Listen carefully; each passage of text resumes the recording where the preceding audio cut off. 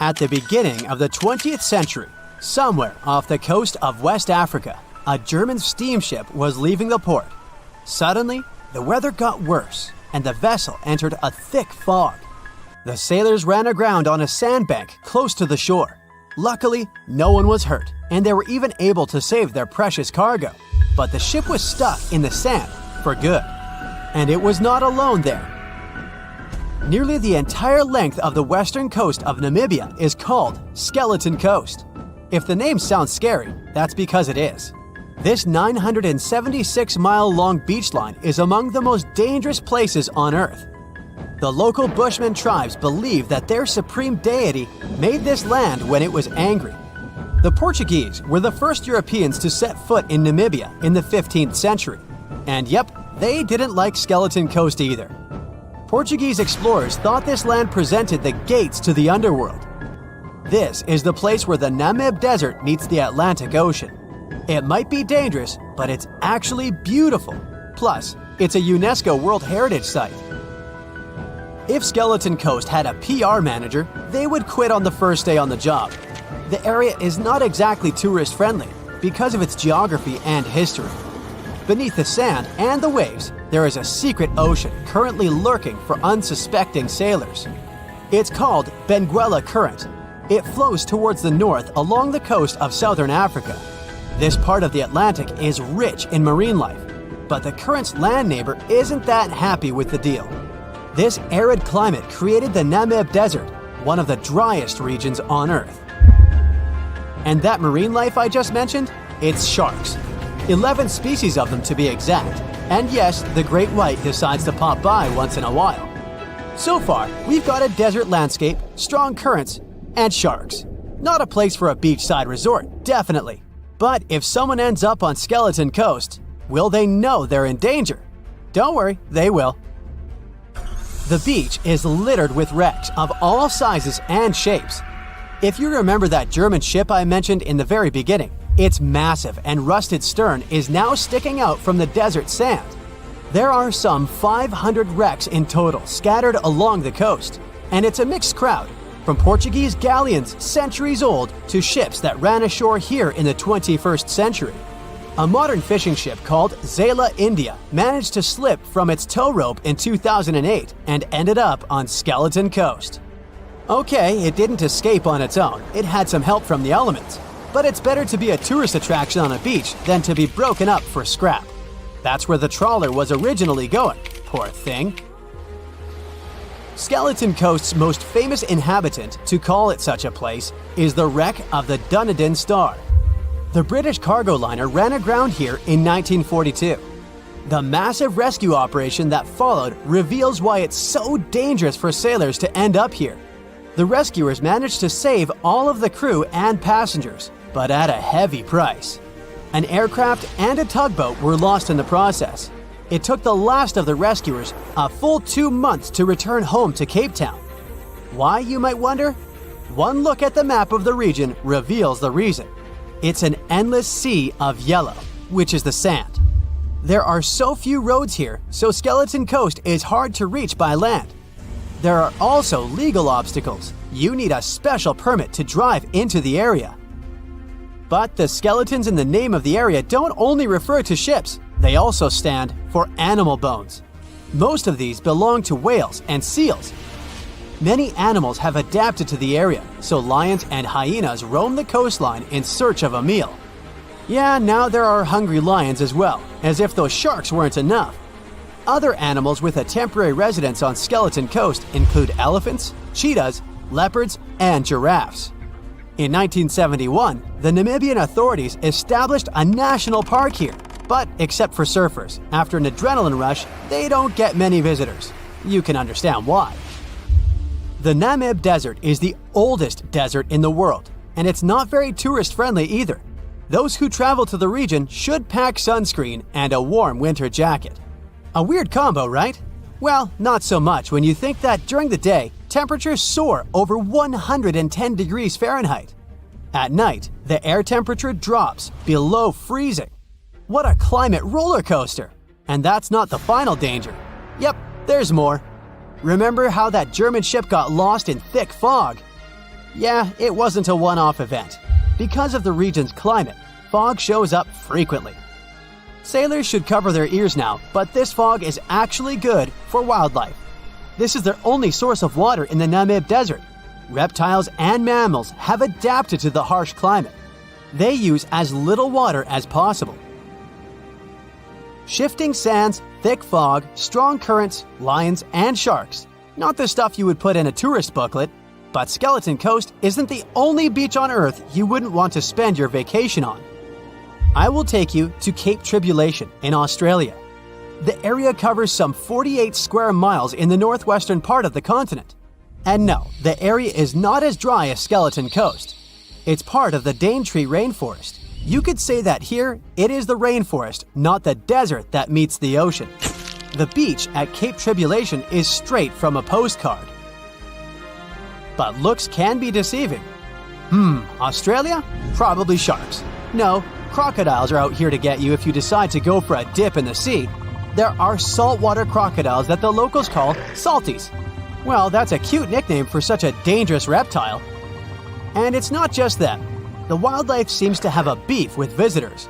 From October to June, the waters around Cape Tribulation are full of box jellyfish. Their venom affects the human cardiovascular system. When touched by a jellyfish out at sea, swimmers won't have enough time to reach land for help. Vinegar helps neutralize the sting, so you might want to keep a spare bottle in your luggage. Crocodiles and jellyfish sound dangerous, but there's one more animal you should look after. It's the wild boar. It might sound funny, but you won't laugh when you're being chased by one of these across the beach. 21 million wild boars live in Australia. They're mostly active at night, making it even more dangerous if they charge at you. The best defense is running in circles. Wild boars can't cut corners well. That's probably why we don't see many of them taking up careers as race drivers. Cape Tribulation has one last danger installed for you, and it's not an animal. Out here, even the trees are plotting against visitors. The stinging tree got its name for a reason. If you try to pick one of its beautiful red berries, it'll fight back. Its prickles are like tiny glass shards. The less than pleasant effect on your skin will last for a month. Then there is this wait a while bush. Who keeps naming them like this?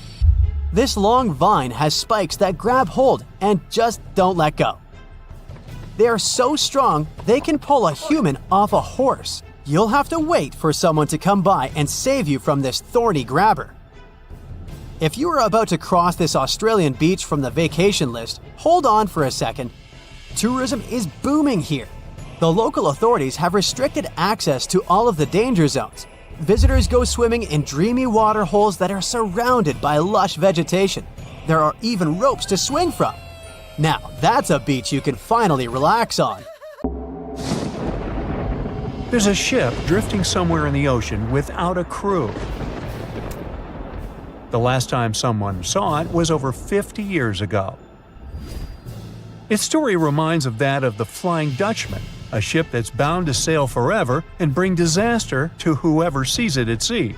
At least the legend says so. Unlike the Flying Dutchman, the SS Bay Chimo was definitely real and built for a German company in Hamburg and began as an ordinary cargo ship. It was trading supplies between Hamburg and Sweden in the Baltic Sea starting from 1914. It had a strong steam engine and a hull made of steel. A few years later, it became British property. Then, in the 1920s, a Canadian company purchased it for around $18,000, a huge amount of money back then. The new owner, the Hudson's Bay Company, was actively using the ship for several years. They would often send it on voyages from its home port in Scotland to Siberia, Alaska, the Yukon, and the Northwest Territories. It also passed through the Panama Canal and even the Suez Canal, with fur pelts for sale on board. Sometimes it would also transport passengers. It had completed 9 successful voyages before this strip of good luck came to an end. Starting from the 1930s, SS Beichimo would have trouble with ice and storms. When it first got trapped in ice in October of 1931, some of the crew managed to escape to Alaska. 15 of 22 sailors decided to stay with their vessel and try to save it. They had furs and other valuable cargo worth around $58,000 aboard. The company sent them supplies to survive the winter. They set camp near the ship out of the hatches, tarpaulins, and other materials, and offloaded the cargo. At the end of November, a blizzard rushed through the area, and it seemed like it had taken the ship with it. The ice platform had survived, but the ship broke free. Some of the crew members were sure it had sunk. But soon after, they heard from one of the locals who had spotted their ship around 45 miles away from their camp. The crew moved on with their lives, and the ship started its journey as a runaway vessel.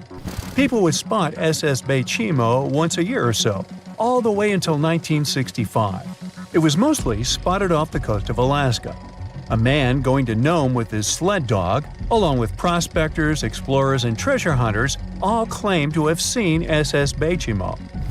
Someone tried to board it and take it to port, but ended up stranded on it for days because of horrible weather. Others got luckier and managed to take a whaleboat, some furniture, and other valuables from the vessel.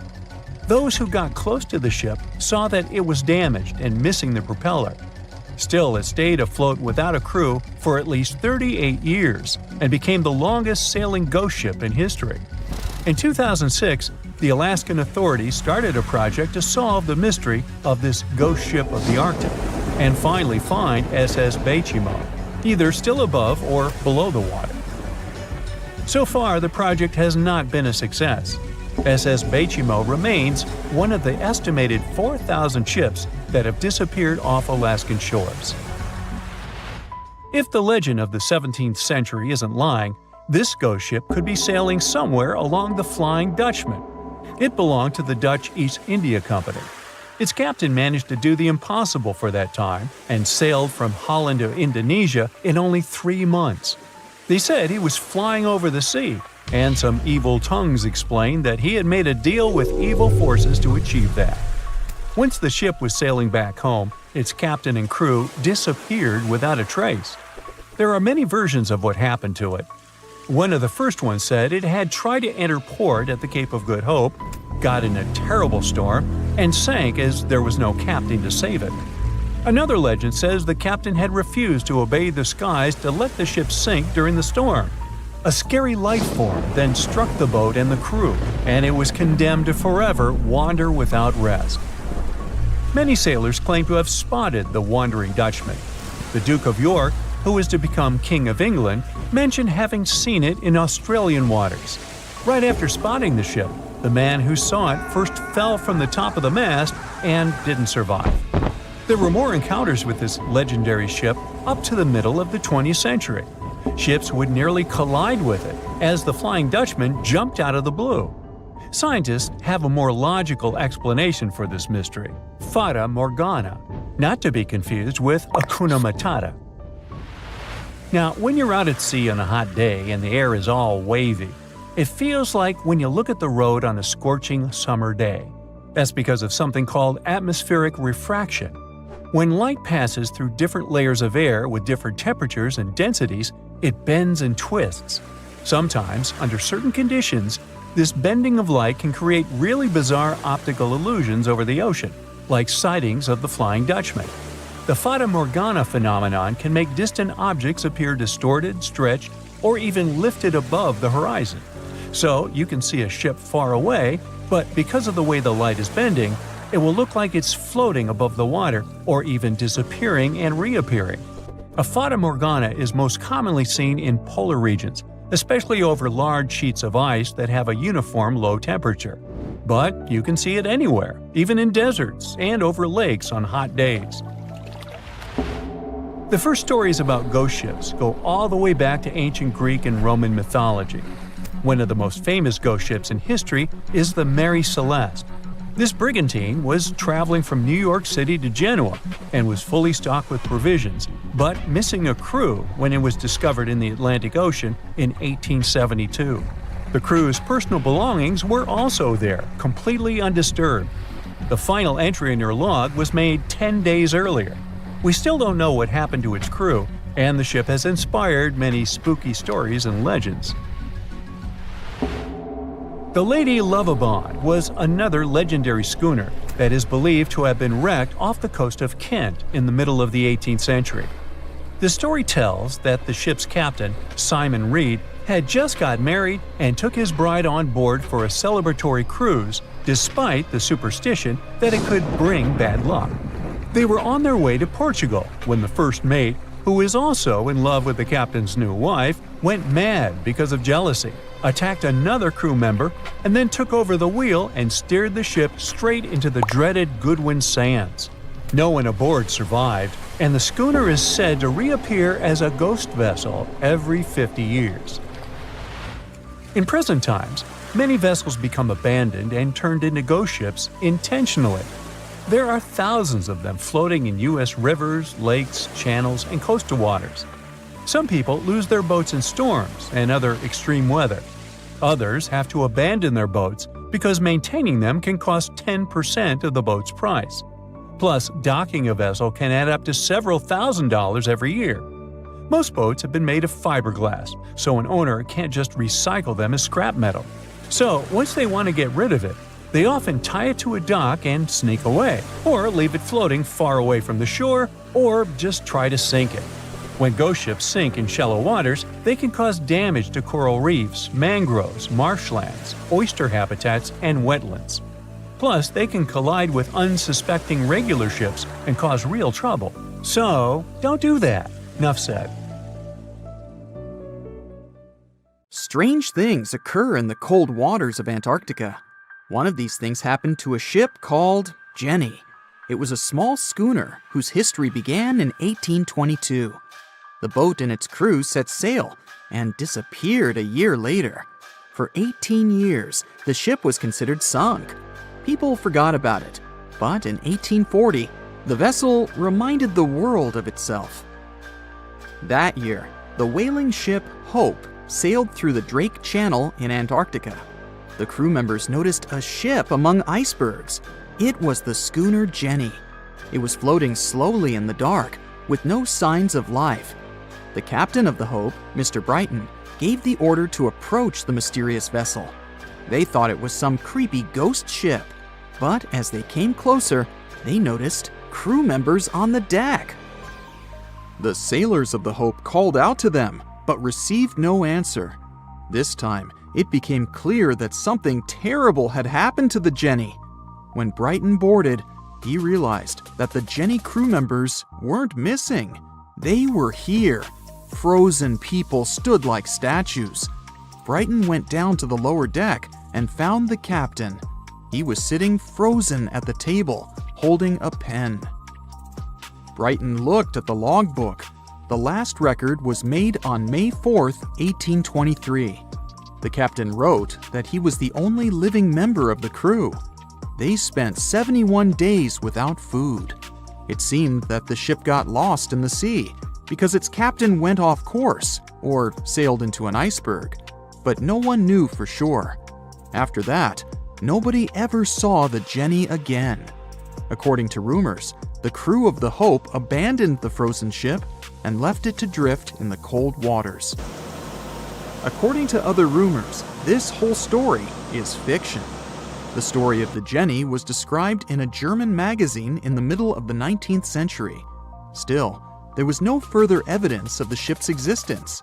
Already in our time, Cambridge University decided to explore the case of the Jenny. The researchers discovered that one of the crew members of the Hope, who didn't disclose his name, told someone the legend of the frozen ship. Someone shared the story with another guy, and it was published in a German magazine called Globus. And that's all. There was no other evidence. One of the most famous ghost ships was the Mary Celeste, and there's no doubt about its existence. The history of this vessel was documented in court. People wrote about it in newspapers, but the most exciting thing is that the ship continued to be used even after 10 people disappeared from its deck. The history of the Mary Celeste began in Canada in 1861. When it was first built, the ship was called the Amazon. It changed captains several times, and it also hit some rocks. The boat was sold, bought, then sold again, repaired, and sailed under the name Mary Celeste. In 1872, it had a new captain, Benjamin Briggs. He was a decent, brave man with a lot of experience in navigation. He had a beloved wife, a daughter, and a son. When he went on his last voyage, he took his wife and daughter with him, and his son stayed in America. In November of 1872, the Mary Celeste sailed from the port in New York with 10 people on board and disappeared. 8 days later, another ship, the Dei Gratia, also left New York and followed the same route. Dei Gratia's captain, David Morehouse, noticed the Mary Celeste and immediately realized something was wrong. The ship was moving too freely, as if no one was controlling it. The captain tried to contact the crew members, but no one answered him. Then, together with other sailors, he climbed aboard the Mary Celeste. The ship was in good condition. There was no damage. The hold was slightly filled with water, but it could be easily pumped out. Everything seemed fine, but one lifeboat was missing.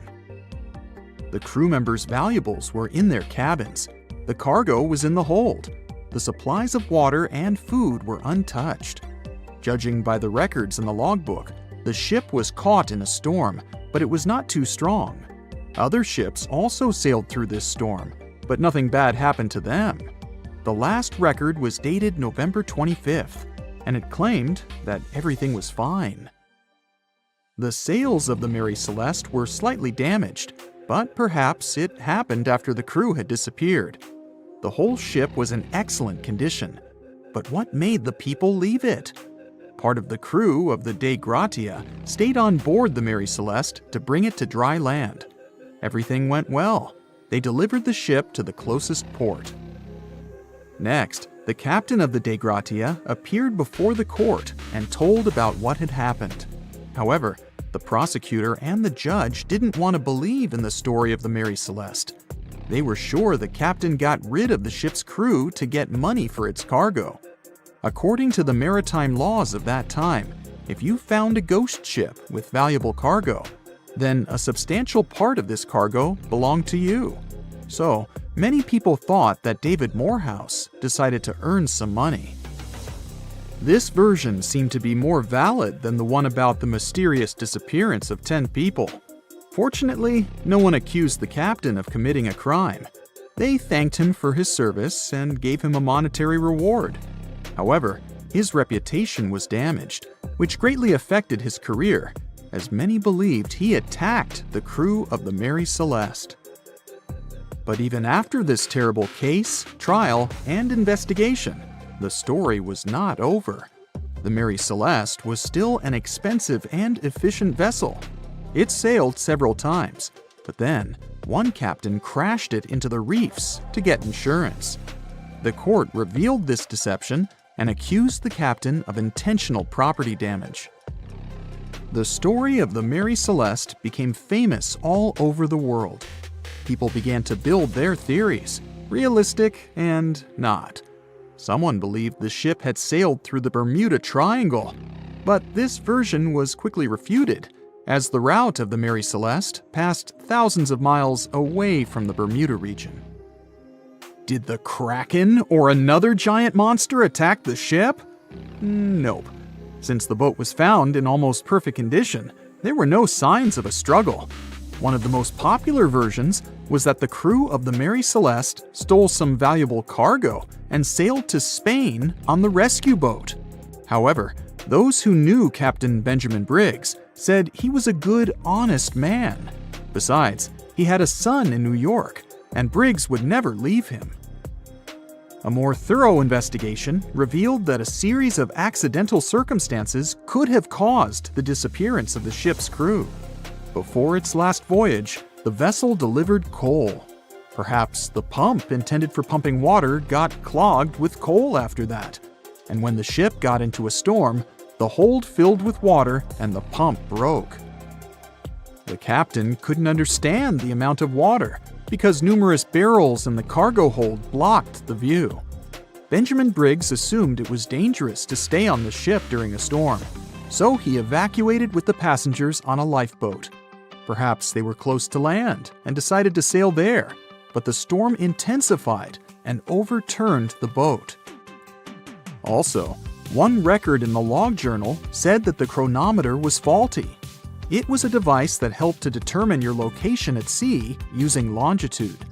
Briggs got lost and didn't know which way to sail. The storm was strong, and he couldn't determine whether the ship would sink. Perhaps Briggs decided to leave the ship in a rescue boat when he saw the coast of the Azores. The uniqueness of this ghost ship case is that, unlike many others, you can investigate it yourself. There's a lot of information about the Mary Celeste on the internet. There are documentaries and research articles. Perhaps you'll be able to notice something that others haven't seen and solve the mystery of the disappearance of 10 people. They say nothing is ever lost, and it's true. Let's discover ships frozen in time. The first one is truly fascinating. Here, the Antikythera shipwreck. It's a Greek trading ship from the 1st century BCE. It's located on the east side of the Greek island of Antikythera and at the merging point of the Aegean and Mediterranean seas. Around 2,000 years later, in 1900, a group of Greek sponge divers discovered the wreck. They were going to Tunisia, yet they were forced to find shelter from a storm on a nearby island. Since they couldn't go anywhere due to the storm, they decided to look for sponges until the weather got calmer. One of the divers discovered the shipwreck at depths of around 130 feet. Imagine someone going for a sponge hunt, but getting out to the surface with archaeological treasures. The captain of the sponge boat talked to the Greek officials about what they had found. The officials sent 2 ships to the wreckage. The salvage operation was successful, and discoveries are now in Greece's National Archaeological Museum in Athens. The findings included 3 life-sized marble horses, jewelry, coins, and hundreds of works of art, including a 7-foot-tall Colossus statue of Hercules. Among these treasures, Antikythera ephebe, a bronze statue of a young man, caught more attention. Because the ephebe doesn't comply with any familiar iconographic model, and there are no known copies of his type, he held a spherical object in his hand. Scholars have different theories of who that person could be, but they are not in a consensus yet. More than 70 years later, Jacques-Yves Cousteau and his team went to the area and recovered hundreds more artifacts and the remains of 4 people. Interestingly, they discovered a complex set of interlocking gears, capable of predicting the movement of the sun, moon, and several planets. The mechanism can also show the times of solar and lunar eclipses years into the future. Think of this Antikythera mechanism as an early computer calendar, to plan significant events like agricultural activities, religious rituals, and Olympic Games. These artifacts found in the Antikythera wreckage are some of the most important findings in modern archaeology. Just the Antikythera mechanism itself has changed our perception of the limits of ancient technology. The mechanism has a sophisticated design and was made over 1,000 years ago. After all these amazing discoveries, experts believe that the wreckage site has remained largely unexplored and is mostly because of its location and the landscape of the seafloor on which the ship rests. The wreck is too deep for scuba divers but too shallow to use something like a submersible. A survey made on the seafloor in 2012 showed evidence of a second wreck about 800 feet to the south. It's clear that this area has a lot to offer humanity. What would happen if those sponge hunters didn't go to the area? Scientists found a shipwreck in Antarctica at the bottom of the Weddell Sea 107 years after it sank. The name of the ship was Endurance, and it was the lost vessel of Antarctic explorer Sir Ernest Shackleton. Scientists who laid eyes on it decades later say it is among the greatest undiscovered shipwrecks ever. That is why they filmed the whole discovery. The video shows the remains of the Endurance and proves it is still in remarkable condition. It has been sitting in 10,000 feet of water for over a century, yet it looks like it sank very recently. So the story goes like this. The ship was crushed by ice and sank in 1915. Shackleton and his crewmates had to escape by themselves in small lifeboats. From then on, it was all about survival. Shackleton imagined to get his crew to safety. Then, the ship sank. Yes, this is a pretty impressive story. But why did scientists prize this ship? Firstly, Shackleton's Imperial Trans-Antarctic Expedition sailed to make the first land crossing of Antarctica. Yes, the crew was trapped in ice, but the intention was important. Secondly, it's about the challenge itself of finding the shipwreck. The Weddell Sea is almost always covered in thick sea ice. You know, the same ice that made the Endurance sink.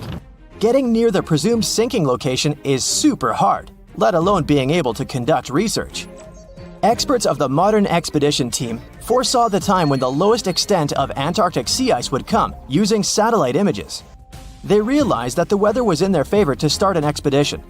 Dr. John Shears said that they have successfully completed the world's most difficult shipwreck search, fighting against constantly shifting sea ice, blizzards, and temperatures decreasing to negative 0.4 degrees Fahrenheit. Yeesh, I can't imagine the worst conditions in Antarctica if these conditions are in their favor. Lastly, look at this. It's timbers. They're very much intact. Plus, you can read the ship's name. It's still visible. Marine archaeologist Menson Bound says that this is the finest wooden shipwreck he has ever discovered. He has 50 years of career experience, so I believe the guy. So how come the wood is not rotten? Dr. Michelle Taylor, a deep-sea polar biologist, said that there has been little wood deterioration because the wood-munching animals are not in this forest-free region of Antarctica.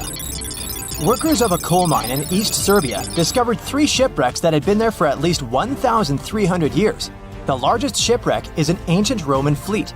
It's around 50 feet long with a flat bottom. It's estimated that the ship could carry a crew of 30 to 35 people. Looking at its hull, you can see the marks of repairs. Wow, this one had a lengthy career. You know, it gives us insight into more than 1,000 years ago. The 2 smaller vessels, on the other hand, match descriptions of boats used by Slavic groups to attack the Roman frontier. These 2 have been discovered under mud and clay in an ancient riverbed. Apparently, in those times, there was a Roman base in a place called Viminacium City.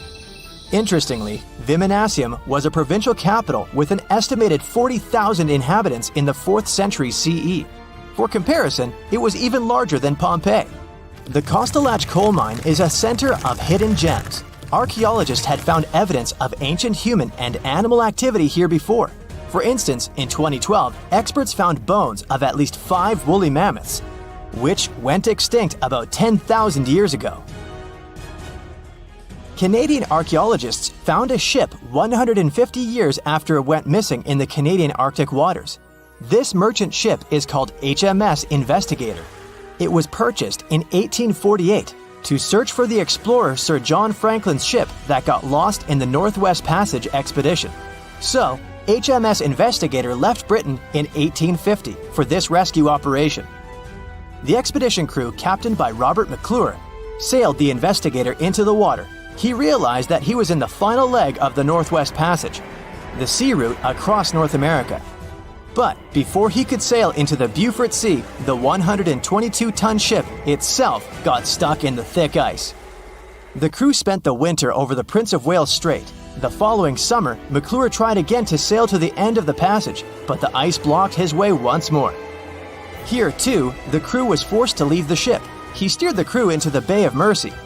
There, they were to remain until 1853 when the crew of the HMS Resolute rescued them.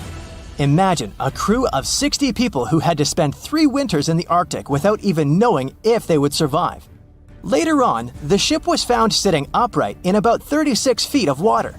It was in very good condition. Arctic water has prevented the outer deck of the vessel from deteriorating quickly. The outline of the ship and its timber can be clearly seen. Plus, archaeologists have uncovered artifacts on land left by the sailors. They had unloaded everything before abandoning the Investigator. 3 sailor graves and 1 British naval shipwreck had also been discovered in the area. I wonder what else they could find there. Wow, it's the only place where 1 minute you're learning 17 natural ways how to get rid of houseflies, and the next, you're taking an epic journey straight into a black hole. More than 10 billion, with a B, views in total. That's 47 billion minutes watched, or more than 70,000 years. That's all the way back to the Ice Age. No, I wasn't around then. 40,000 videos, hundreds of topics, and most importantly you, a whole 44 million of you. Our viewers. We could populate an entire country if we wanted to. We'd like to continue helping you learn and giving you useful skill improvement tips. Got a thirst for knowledge? We've prepared 4 masterclasses on creating a 2D character animation from scratch, 10 hours of video lessons, practical tasks using professional software, and additional materials that you can use with your own projects. Get the full course now and create your own animated masterpiece. A ship is traveling across the Atlantic Ocean when a storm starts. At first, the situation doesn't seem to be very bad, but soon, people on board the ship realize that the storm is intensifying. Waves are huge, and nothing can save the ship. It's starting to sink. On board, there's only one lifeboat. Sadly, it can only hold one person. The captain is in a terrible situation. He needs to decide which passenger can be given a chance to survive. Besides the captain, there are 8 people on board. Some of them seem to be lovely. Others look like villains. But you might not know the truth until it's too late. The first passenger is Alex, a 28-year-old talented artist. He's just had his first international exhibition and is boasting about that left and right. He claims to dream of inspiring the world with his art, but did I mention it's his shy twin brother who painted those masterpieces? And Alex just steals his shine? Next is 23-year-old Maria, who's 8 months pregnant. She's quite spoiled, often behaves unreasonably, and treats the staff on board badly. She's traveling home to her husband, but little does he know that the kid is not his, but his best friend's. And she's been cheating on him since forever. Though we can't let this innocent soul perish, can we?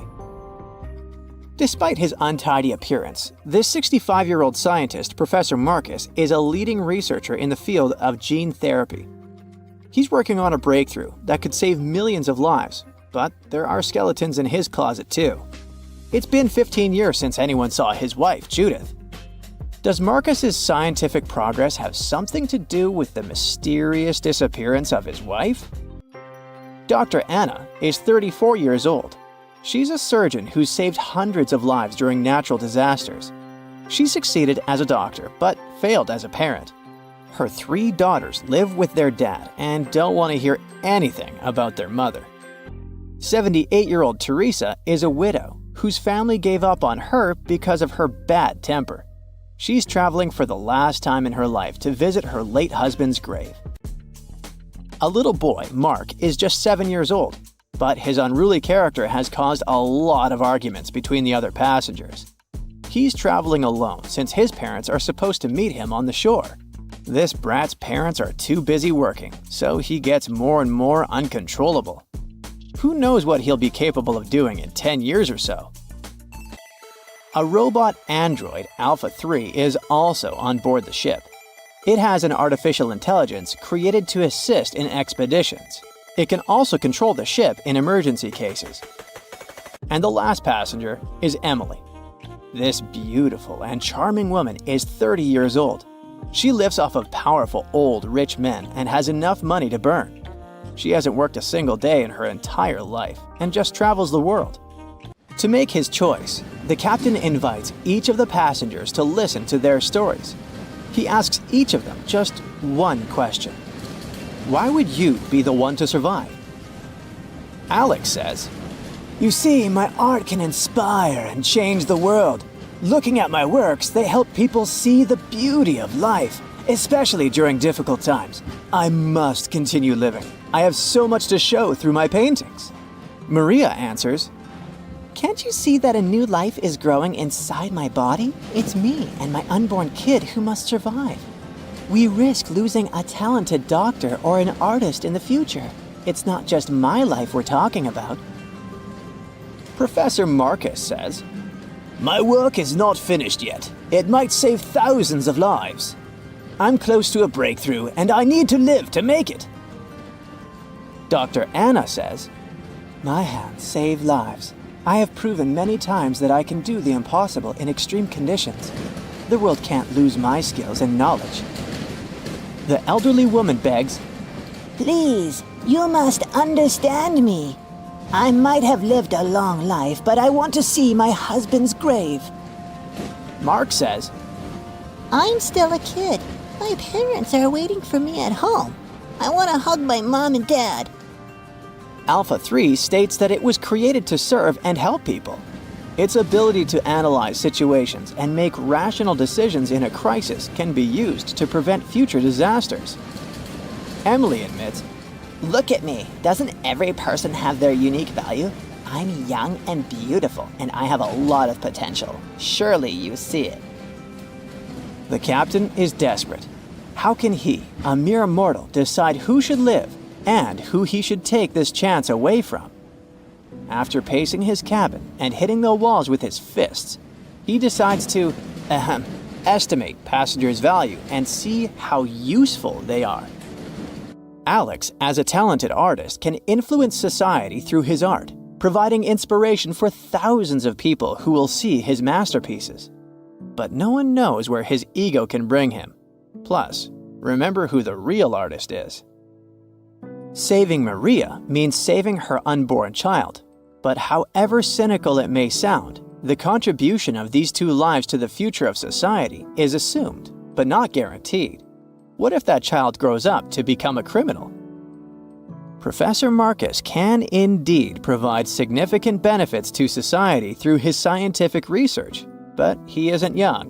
What if he doesn't live long enough to finish his work? Dr. Anna is a surgeon. She's already saved a lot of lives and will definitely continue to do so in the future. Her ability to provide immediate medical assistance in critical situations makes her one of the most valuable candidates for survival, since she can directly and regularly save lives. At the same time, she is a terrible mother, and it'll definitely influence the lives of her daughters. Teresa is living history and experience, but unfortunately, her ability to continue contributing to society is limited. In simple words, she's old, and we don't know how much time she has left. Mark is in a similar situation. He has the potential for a long and productive life, but his immediate contribution to society is limited. His survival is based on the potential for future contribution, which is difficult to estimate at the moment. Alpha 3 can provide valuable technical assistance and functional support, but as a robot, it does not add to human well-being directly.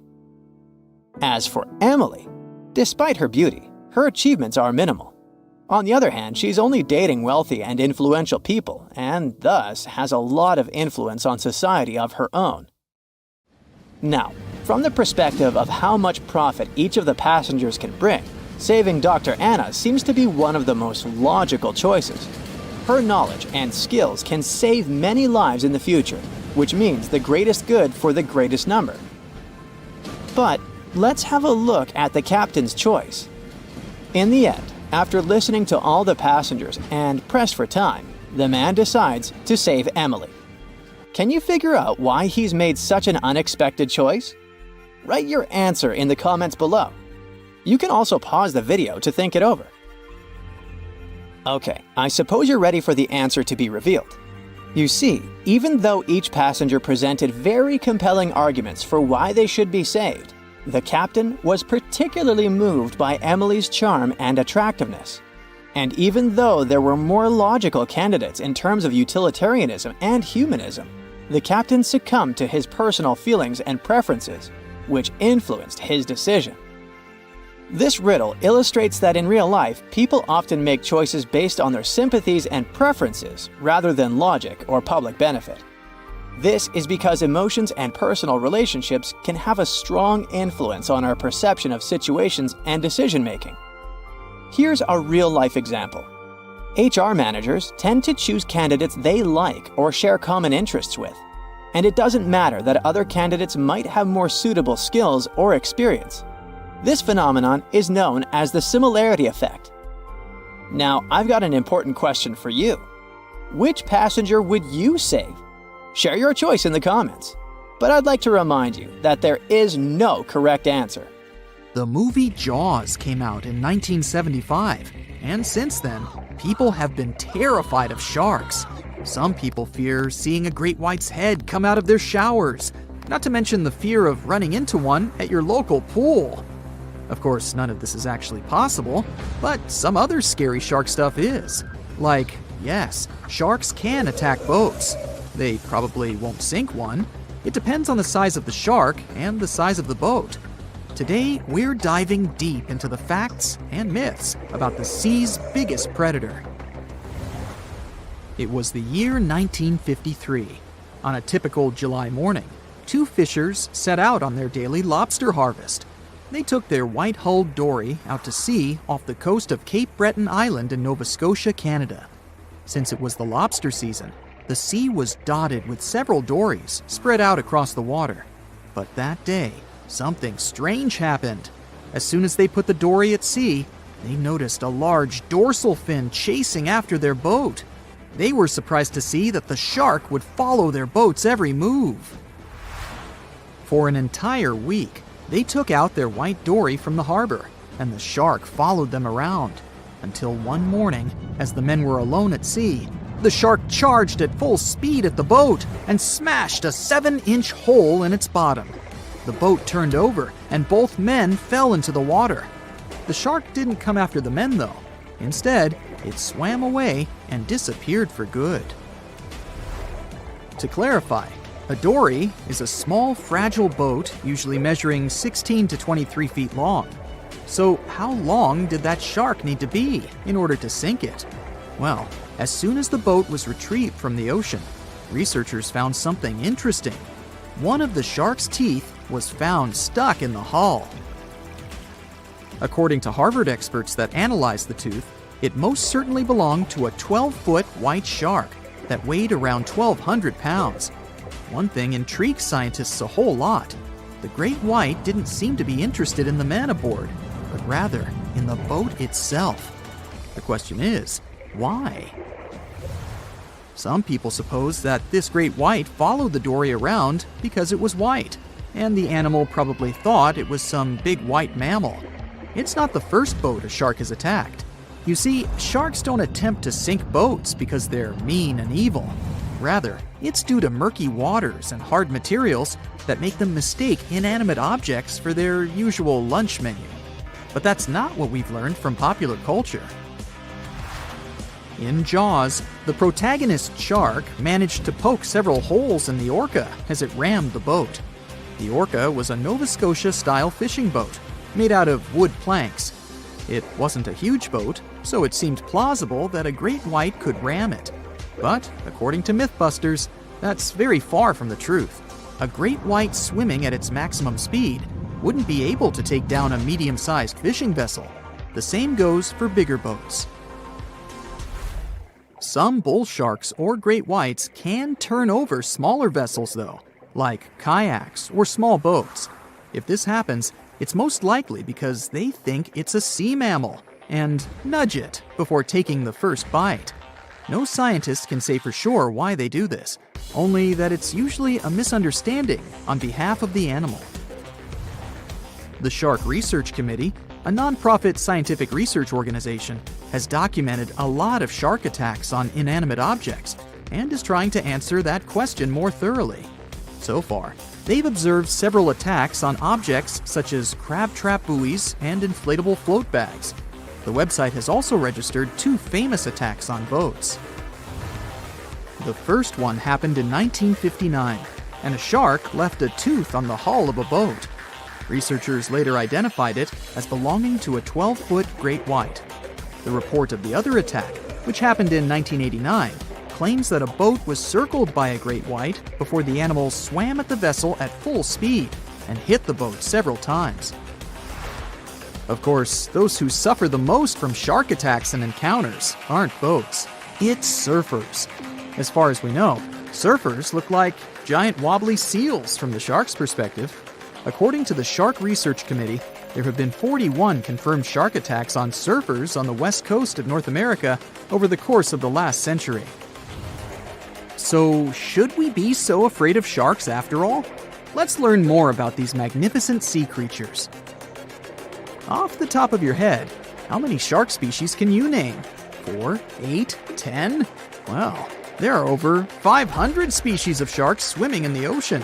They vary from tiny specimens, about the size of a human hand, to up to 39-foot-long creatures. The largest species of shark are actually not great whites, but whale sharks. And even those are small compared to the great megalodon.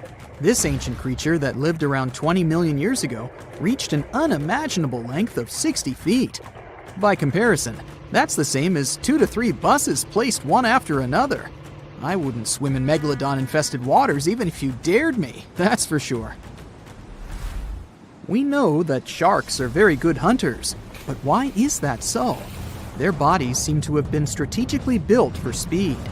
Instead of having a bone skeleton, like us humans, sharks have a cartilage skeleton, which makes them much lighter and also super fast swimmers. Each species of shark hunts depending on its nutritional needs. So, shark species that grow to an average of 3 feet have a diet based on fish.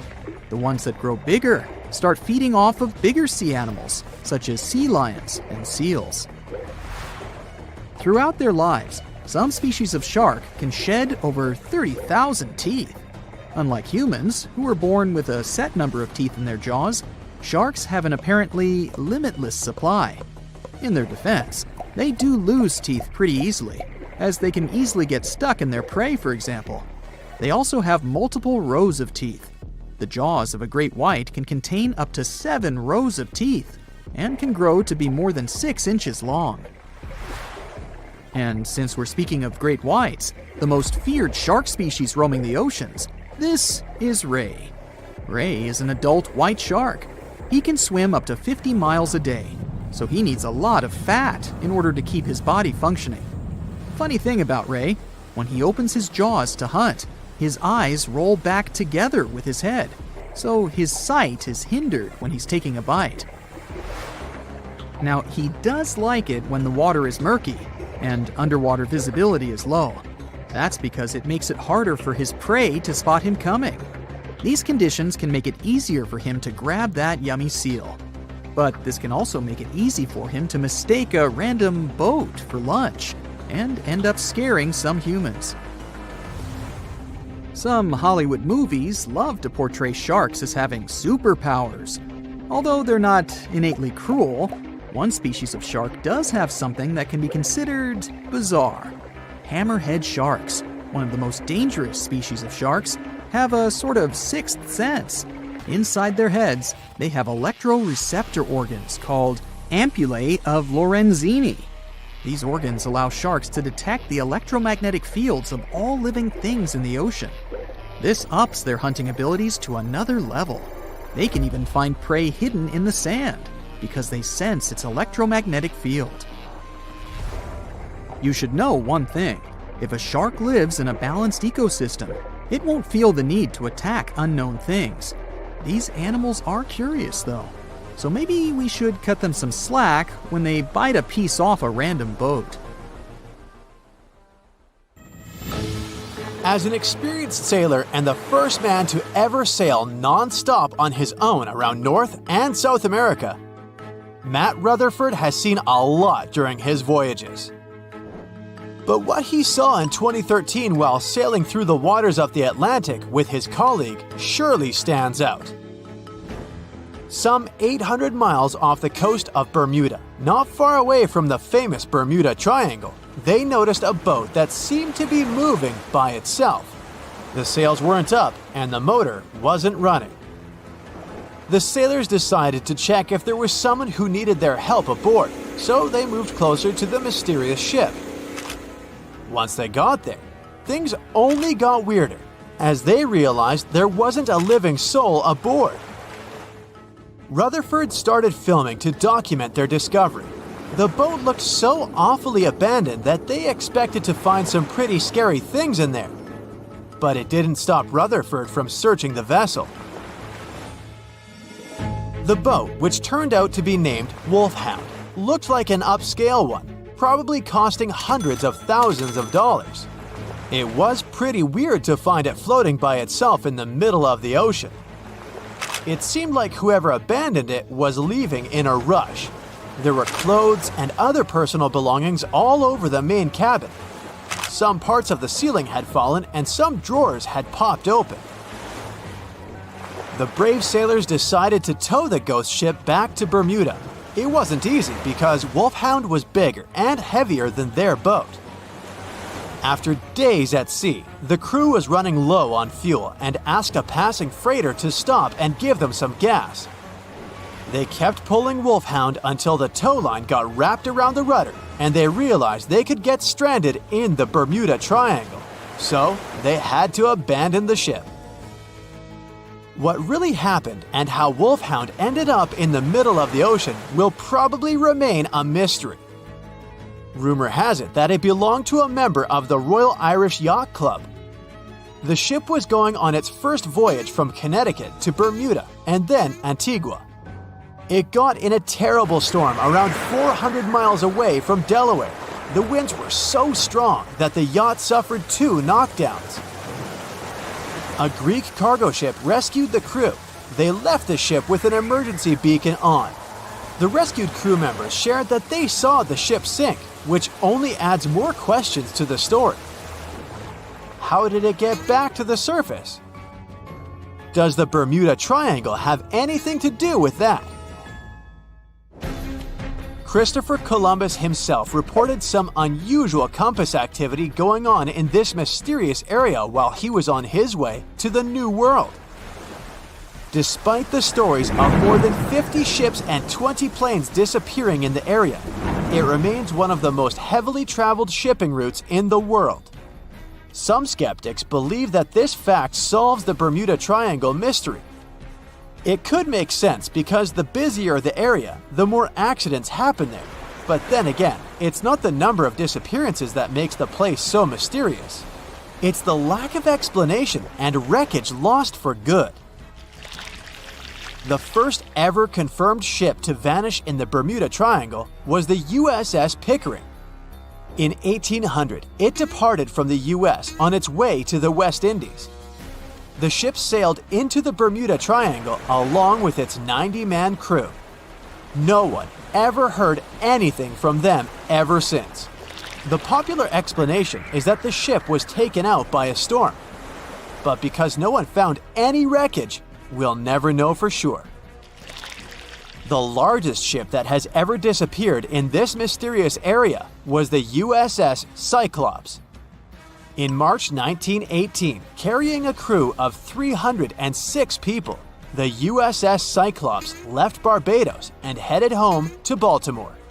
The ship passed through the Bermuda Triangle on its journey and vanished into thin air, or rather, water. The Cyclops never sent any distress signal and disappeared without any explanation or trace.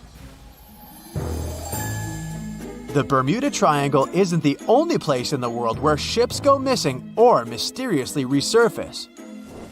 One of the most famous ghost ship stories would be of SS Bechimo. The large cargo steamer was built in Sweden. On October 1st, 1931, it got caught in pack ice. The crew decided to wait it out and managed to break free after a couple of days, only to get trapped again in less than a week. This time, they didn't manage to make it out. A rescue team went by air to save 22 of the crew members.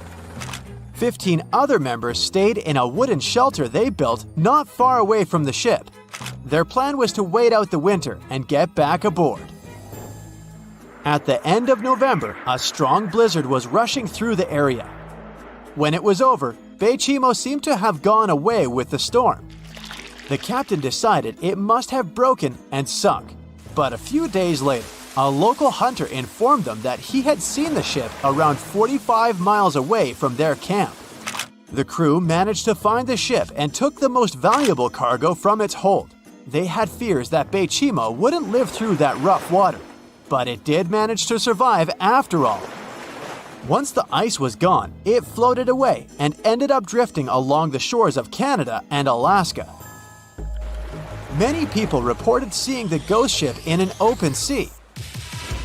Some even tried to board it to save the ship, but the weather didn't allow it to happen. The last time someone saw SS Bechimo was in 1969, 38 years after its crew had left it. It could still be drifting somewhere in the ocean. The story of MV Hoita happened in the South Pacific. The ship was originally a wooden luxury yacht. After serving for 20 years to various owners, it became a merchant ship. In 1959, it set on a trading voyage that was supposed to last around 2 days. When it didn't reach its destination on time, no one was worried at first as things happen in the open waters. After another day, and no distress signals from the Hoita, it was obvious that something serious was going on with it. There were 25 people aboard, and their families wanted to find them. A search and rescue crew worked for 6 days looking for the ship, or at least its wreckage, in an area of nearly 100,000 square miles. That's 1.5 times as big as Florida. Sadly, the mission had come back with no results. It seemed like Hoita had disappeared without a trace.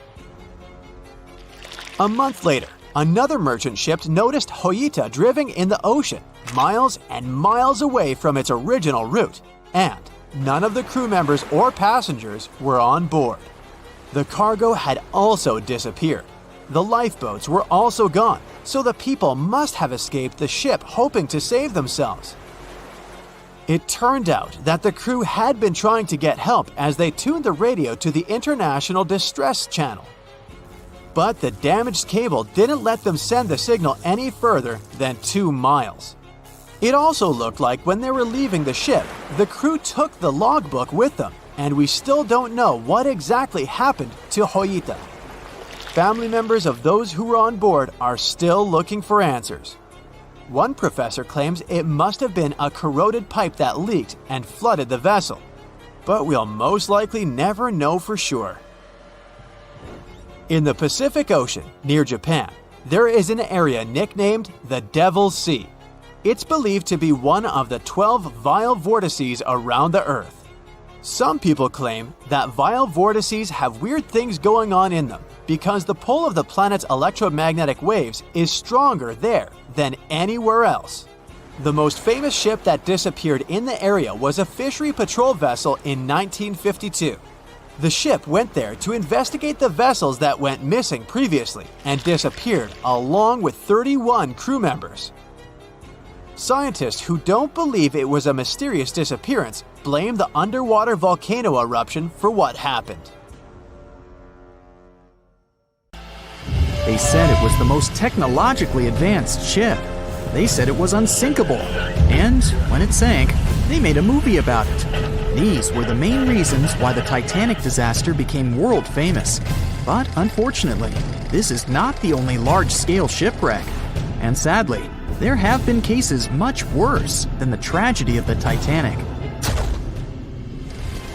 One of them occurred on April 27, 1865. The Sultana steamboat carried passengers and cargo daily between St. Louis and New Orleans. It was a pretty large wooden boat with 3 decks and was 260 feet long and 70 feet wide, almost twice the size of a basketball court. The ship could carry about 350 passengers, but on that unfortunate day, more than 2,000 people were on it. On April 23rd, she was making a routine voyage from New Orleans when it broke down. Something was wrong with the boiler, so the vessel docked in Vicksburg for repairs. At the port, the ship's captain, James Cass Mason, found out about an excellent opportunity to earn a lot of money. All he needed to do was to transfer a large group of former prisoners to the north. The captain agreed to do it, but the problem was that the boiler required a lot of time to repair. Mason was afraid that his competitors would take the job, so he decided to sail despite the malfunction the ship had. He patched up the holes in the boiler instead of a big repair and invited all the ex-prisoners on board. So, there was a broken boiler, an excess number of passengers, a lack of lifeboats, and not the best river conditions. Also, the captain refused to send the ex-prisoners to the hold, so they were all with ordinary passengers. There were strong chances for a shipwreck, but the greedy desire to earn more money was stronger. The Sultana went on a voyage and sailed up the river for 2 days. At this time, one of the biggest Mississippi floods in history began. The river overflowed its shores because of the flood, with the water level rising several feet. All the trees on the shore disappeared, and only the tops were sticking out of the water. The ship sailed opposite this powerful current, making the boiler work too hard. On the evening of April 26th, the Sultana arrived in Memphis, Tennessee, and they loaded even more, 120 tons of sugar and 200 passengers. She got incredibly heavy. Around midnight, the ship continued its dangerous journey. The captain sailed to barges to load a shipment of coal.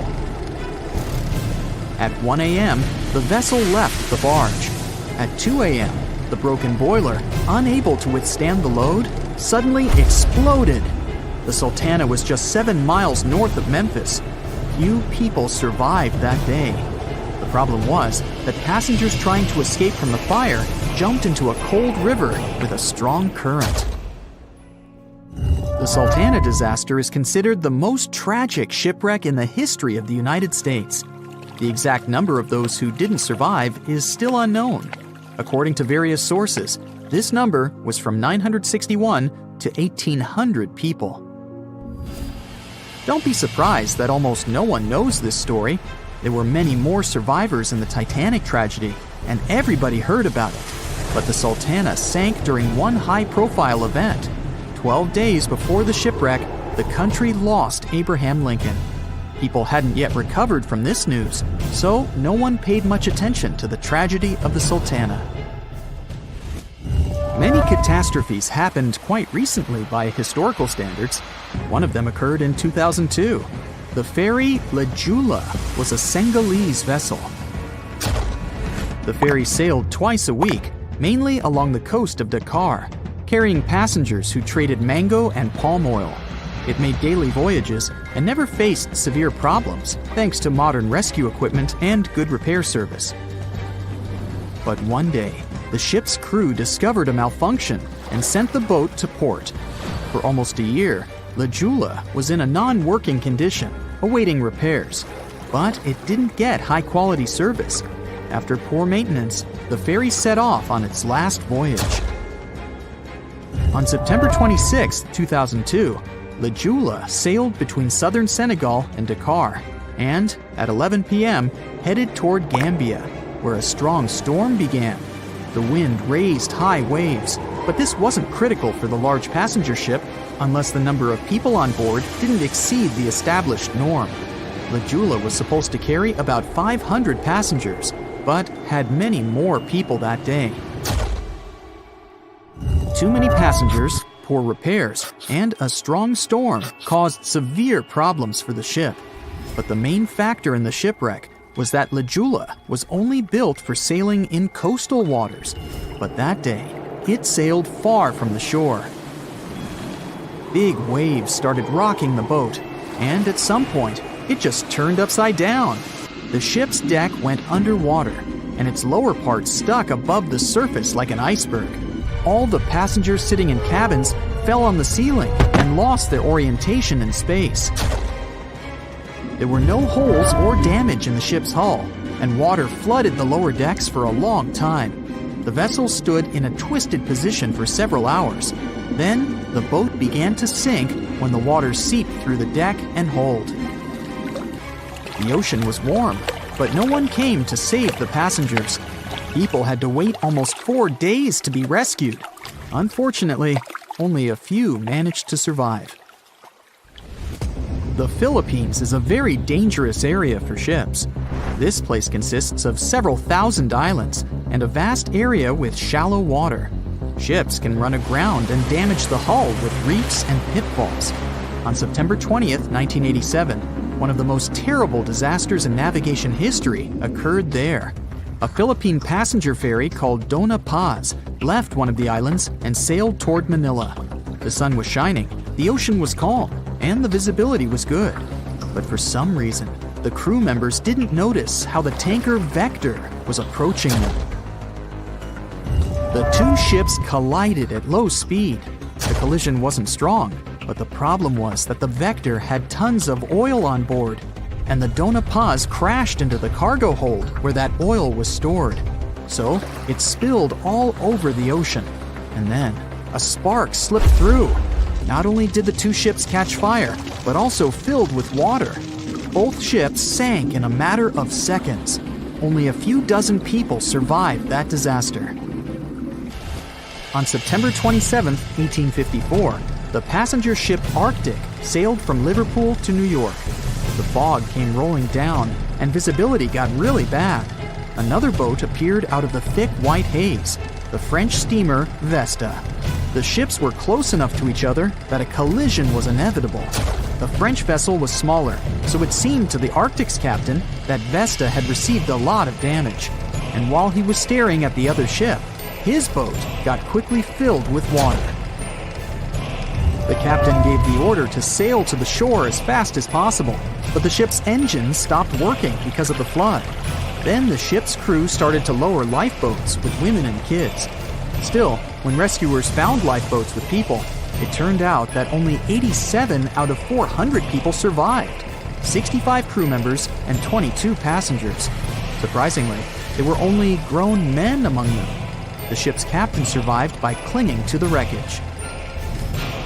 All newspapers wrote about this story as one of the most terrible and shameful tragedies in navigation history. Survivors were criticized because they didn't save women and kids, and the crew members were accused of violating the law, since the safety of passengers should be higher than the safety of sailors. But despite this, none of them were brought to responsibility. Unfortunately, shipwrecks still occur to this day, but fortunately, there are fewer of them than before, thanks to modern navigation systems and radar. But no technology can guarantee there won't be a super strong storm or any other emergency that no one can foresee. More than 25 million people boarded cruise ships globally back in 2017. It may not seem like a lot, but that's more than the total population of Belgium. It's a great vacation alternative with an added bonus.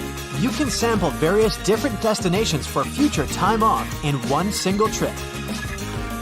If you've already booked a trip on a cruise ship, but you still have no idea what you should pack, start with some research on your specific cruise location.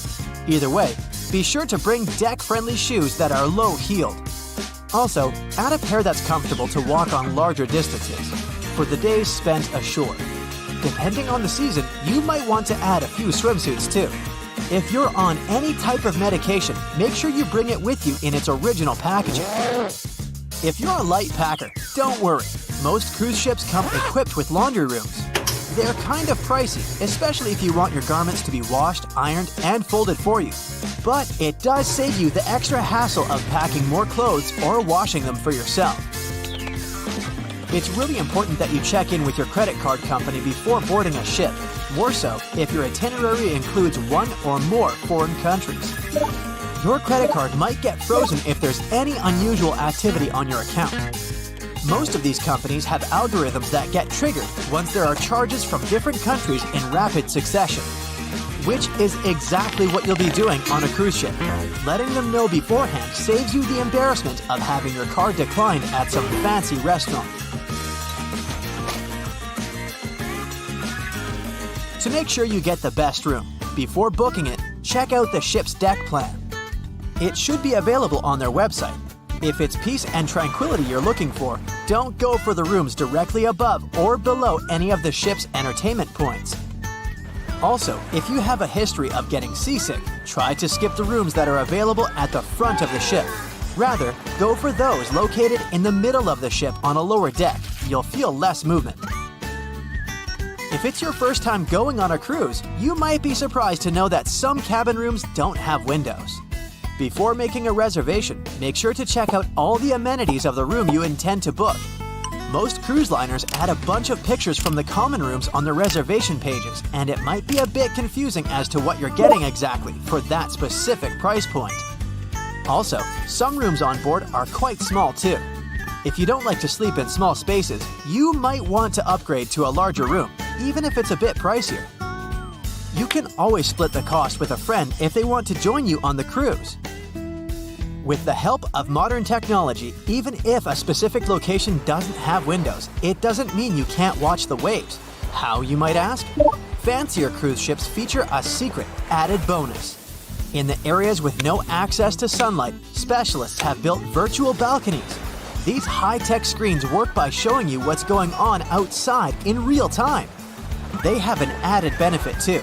In case of bad weather, guests can still have a feel of the outdoors, without the wind or rain ruining their hair or their outfit. It may not be the real deal, but it still beats getting claustrophobic on board. Planning on going on a budget cruise? It might not be such a bad idea, especially if you're on the lookout for last-minute upgrades. You might even end up vacationing like a millionaire without having to spend money like one.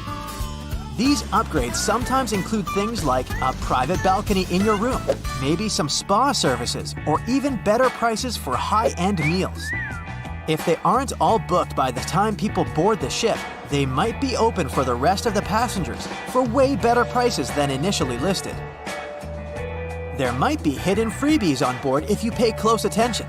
Things like complimentary pastries on board late in the morning or a late-night cup of tea on the house might be some of the things offered to guests. You only need to ask. You might want to check out what other tourists are doing. Some people with more experience cruising can offer pretty great tips and tricks. Don't be afraid to start a conversation if you see someone getting something for free. Some cruise ships do go all the way on the fancy dial. They even have exclusive areas designed for guests staying in expensive suites. Most of the time, they're located at the top of the ship. On one particular cruise, these types of guests have designated staff members called Royal Genies, which are similar to butlers. They can cater to just a few cabins. Since the cruise line wants to divert other guests from asking them various questions, which will take time away from their assigned guests, the genies do not wear a name tag in public areas. Most common areas of cruise ships do require travelers to follow a dress code, but if you do your research in advance, you might find that some areas are more relaxed when it comes to what people need to wear. Most cruise ships require people to adhere to smart attire, which means pants with a collared shirt for men, or blouses and skirts, dresses, or stylish pants for the ladies. As for the travel destinations, be sure to research the ports you're about to visit in advance. You'll know what to wear, what the weather will be, and if you need to pack anything else, like an umbrella or a beach towel. Stops on cruises only last for a few hours in most cases, so you'll want to get the most out of them. If that specific location includes museums or art galleries you want to add to your checklist, be sure to book in advance so you don't waste time waiting in lines. Some cruise ships even provide their guests with private tours of the ports they're about to visit. Do make sure to book them in advance if this is something you might be interested in, as the list gets pretty full quite fast. Independent tours are a bit more private. You can spend time with your tour guide and even ask more questions. Always remember to put your phone in airplane mode while on board. Most cruise ship horror stories involve cruising newbies that ended up paying thousands of dollars in cell phone charges while on ships, just because they forgot to turn it off. If you're the type of person that can't switch off their phone, be sure to check with your cell phone provider before traveling internationally. Some can provide special plans for limited amounts of time, without extra charges. You'll be free to chat, call, or browse YouTube videos without worrying you'll end up paying a fortune. Most cruise ships also provide you with complimentary Wi-Fi or Wi-Fi packages that can be purchased in advance, which are way more affordable. You can stick to communicating with your friends and family back home via FaceTime or Skype. People that have heard about the Titanic tragedy will always wonder what might happen if something goes wrong while on board. Let's take lifeboats, for instance. The Titanic had a mere 20 lifeboats on board, which were tragically not enough to fit all the passengers after the ship hit the iceberg. Some fancy cruise ships these days have an even lower number of lifeboats, anywhere from 15 to 18. Sounds strange? Well, not really, given the fact that each lifeboat can accommodate up to 370 people.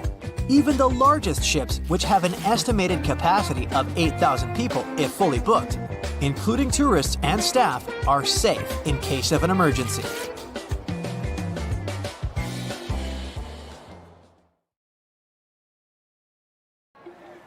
So in 2017, over 25 million people boarded cruise ships all over the world. Now, if you're keeping count, that's more than the total population of Greece.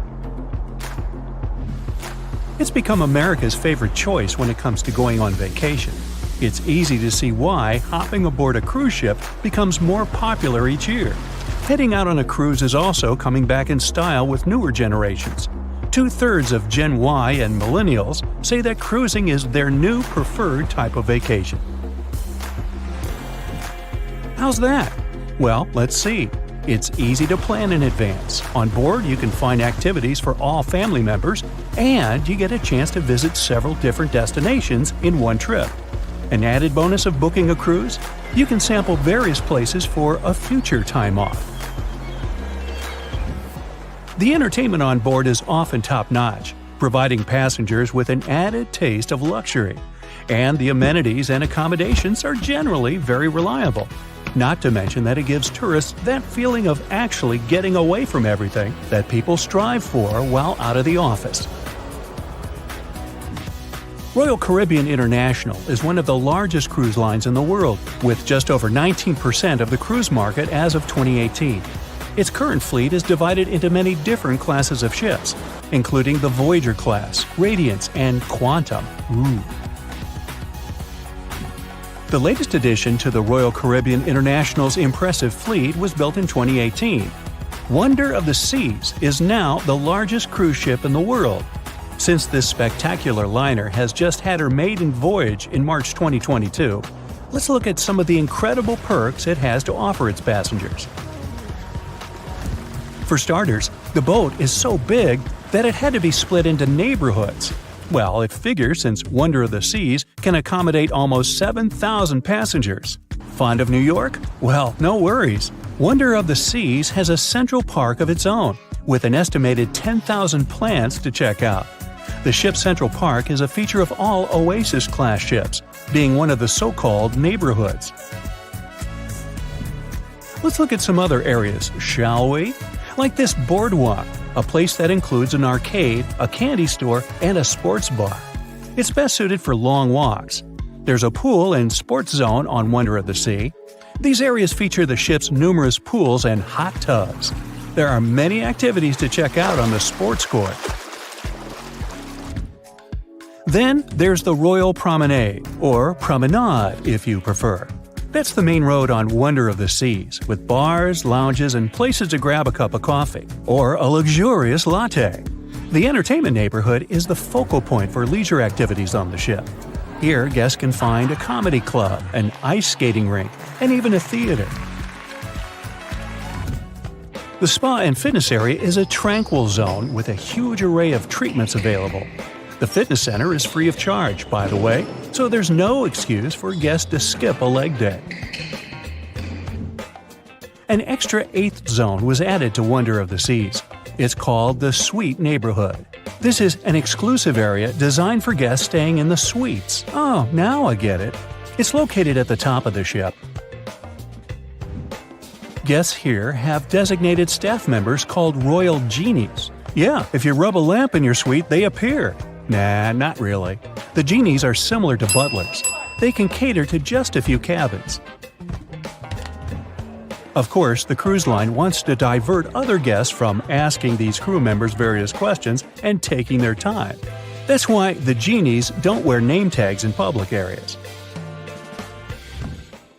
As for its itinerary, Wonder of the Seas was initially supposed to be homeported in China. But Royal Caribbean decided to move the liner to the United States.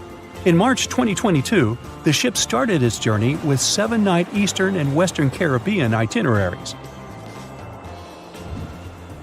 In May 2022, Wonder of the Seas is scheduled for a trip to Europe, with Western Mediterranean cruises from Barcelona and Rome planned for its guests. Passengers will also be able to visit Palma de Mallorca, Spain, and Capri, Italy. When the summer season is over, Wonder of the Seas is scheduled to return to Florida to offer year-round sailing starting November 2022. And by the way, there is no truth to the rumor that a special cruise only for highly allergic and hay fever sufferers will be called the Wonder of the Sneeze. Nope, not at all. Now, it's hard to imagine a ship so massive that can accommodate so many amenities on board. For example, the Titanic was the largest ship of its time, measuring 882 feet in length. And Wonder of the Seas is not only 1,188 feet long, it's also 36% taller and 34% wider. Speaking of lifeboats, which I am about to, Titanic had a mere 20 lifeboats on board, which was tragically not enough to fit all the passengers after the ship hit the iceberg. But Wonder of the Seas has an even smaller number of lifeboats, 18 to be precise. Sounds weird and dangerous? Well, not really, given that each of these lifeboats can accommodate up to 370 people. It means that all the passengers and crew members, an estimated 8,000 people if fully booked, are going to be safe in case of an emergency. If we could somehow have a race between the two ships, well, Titanic was in fact the faster ship out of the two, beating Wonder of the Seas by 1 knot per hour. Cruise ship passengers today are more interested in the experience rather than the speed of the boat itself. That's why how fast a ship can travel is not an extremely important aspect nowadays. In terms of costs, Titanic cost around $7.5 million at the time of its construction. It's the equivalent of about $200 million today. How about Wonder of the Seas? Well, it cost a staggering $1.35 billion to build, making it 6 times more expensive than the Titanic. How about we compare ticket prices? Well, in this case, the least expensive ticket on Titanic was £7. It's about $1,000 today. The cheapest ticket on Wonder of the Seas is currently $423, but prices may vary depending on the location, season, itinerary, and how much you tip your royal genie. And I know you were going to ask, how about icebergs? Well, Titanic steamed in the frigid North Atlantic, where you had to be on the lookout for those.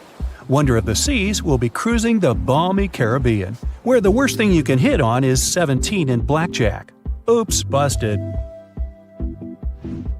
Anyway, set side by side with its other sisters from the Royal Caribbean Fleet, Wonder of the Seas is equally as impressive.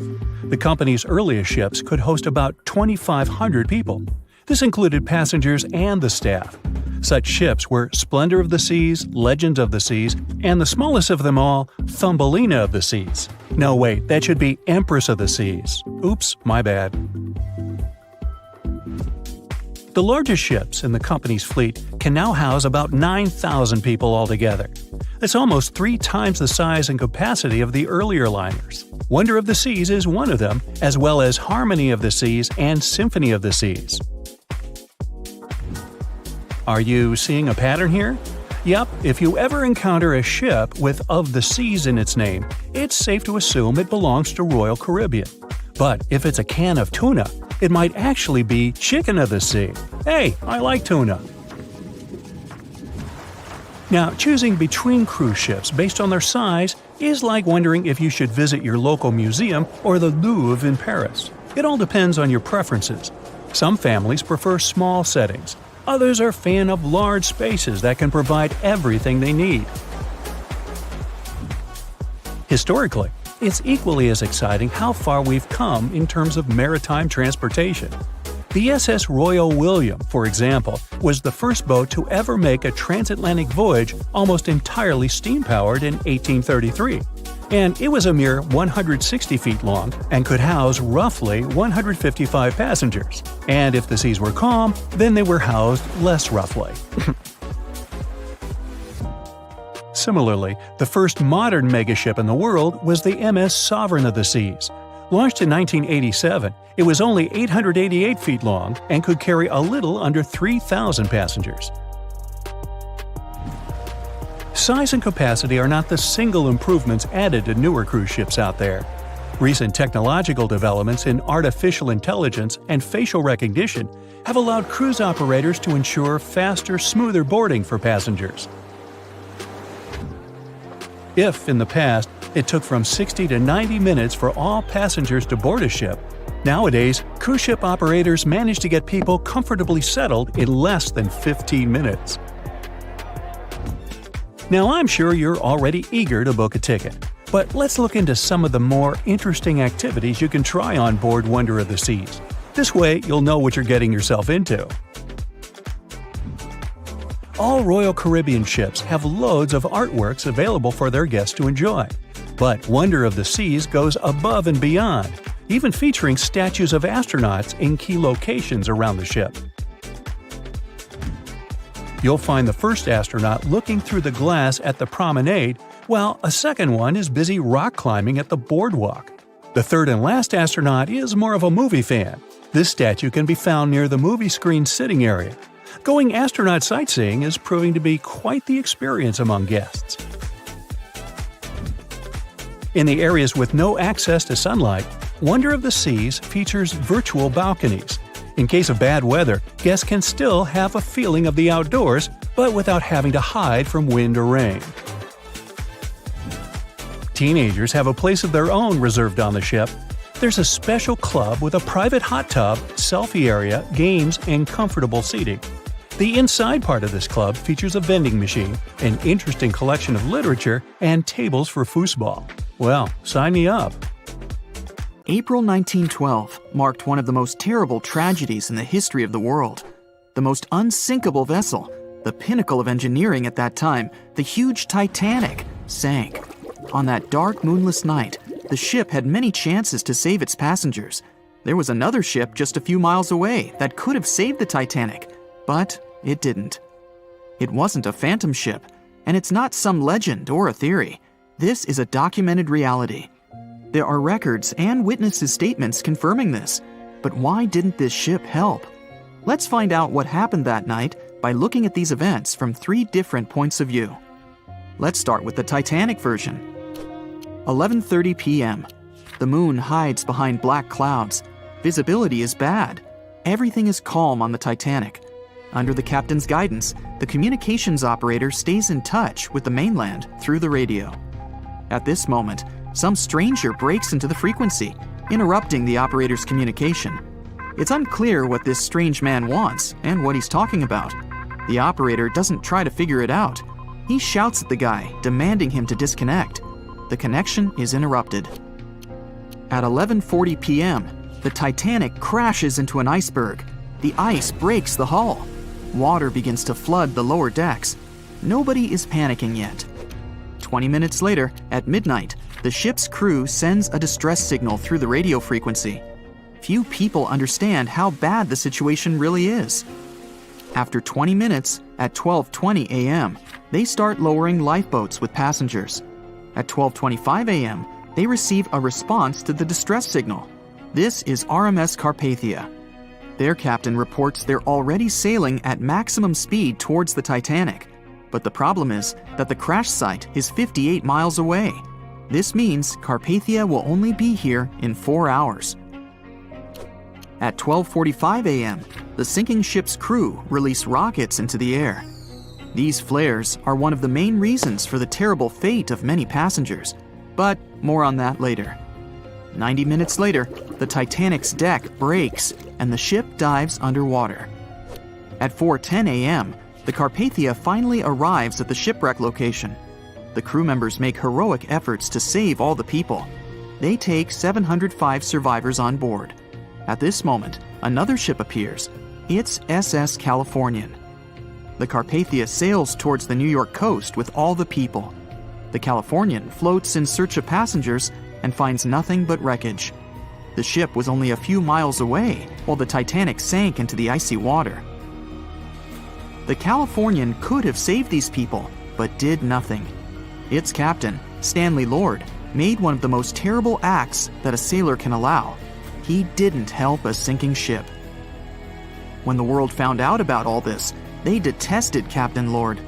They couldn't bring charges against him, and the trial didn't punish him. But his career was ruined entirely, as no other ship company would hire him. Despite this, he never confessed he had been guilty. Before he passed away, the captain said it hadn't been his fault. If this was true, then what happened there? This brings us to the Californian version. It's the night of April 14th. The Californian is sailing in the cold waters of the North Atlantic. The ship gets into a section with a lot of icebergs. At 10:10 p.m., Captain Lord stops the ship. It's too dangerous to move around this area, as they can damage the hull. At 11 p.m., the ship starts drifting. It's impossible to move in such conditions with such poor visibility. The captain knows that the Titanic is coming here, so he orders the radio operator to warn the ship about the danger. Radio operator Evans turns on the receiver and tries to contact the Titanic. He spends about 30 minutes on it. The connection is finally established. At this moment, the Titanic radio operator is speaking with the mainland. Evans interrupts this conversation and tries to warn the ship about icebergs. The operator doesn't understand Evans' words. He's annoyed because Evans broke into the channel so brazenly. He shouts at Evans and cuts the connection. Tired, Evans turns off the receiver and informs his superiors about the incident. It's still a mystery how the captain reacted to this news. He probably thought the Titanic knew about the danger. He lets Evans go to bed. If Evans hadn't turned off the radio and waited 1 hour, he would have heard a distress signal from the Titanic. But you shouldn't blame him. At this point, he has no official reason to stay at the transmitter. Evans is too exhausted and can't fight drowsiness.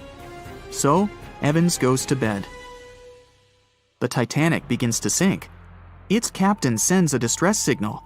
The operator on board the Carpathia catches it, but the Californian doesn't, since the receiver is turned off.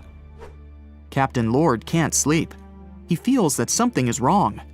Meanwhile, the Titanic is rapidly sinking under the water. The captain gives the order to launch rockets into the air. And here is where one of the critical mistakes takes place. They release warning lights, but they are not red. The crew forgot to take red rockets on board for some reason, so they lit up the sky with a bright white light. If you need to send a distress signal, you need to release red lights. Captain Lord sees these lights, but doesn't perceive them as a cry for help. It can't be that there are no standard red rockets on such a massive ship as the Titanic. But, unfortunately, it can. Captain Lord thinks the Titanic is sailing away. Perhaps there is some unknown reason behind those white lights, but he doesn't really know. So, Captain Lord has no idea that the Titanic is sinking. He still decides to contact the ship, but this time, not through radio communication. Captain Lord doesn't wake up the radio operator and sends a signal to the Titanic through a signal lamp. It's important to understand that many old-school captains didn't take radio communication seriously.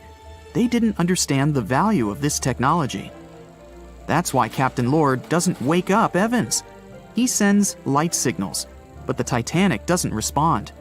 Many survivors later mentioned seeing the flashing lights of the Californian, but there was nothing they could have done. The ship's crew doesn't hear their cries for help. At 2:20 a.m., the Titanic completely goes underwater.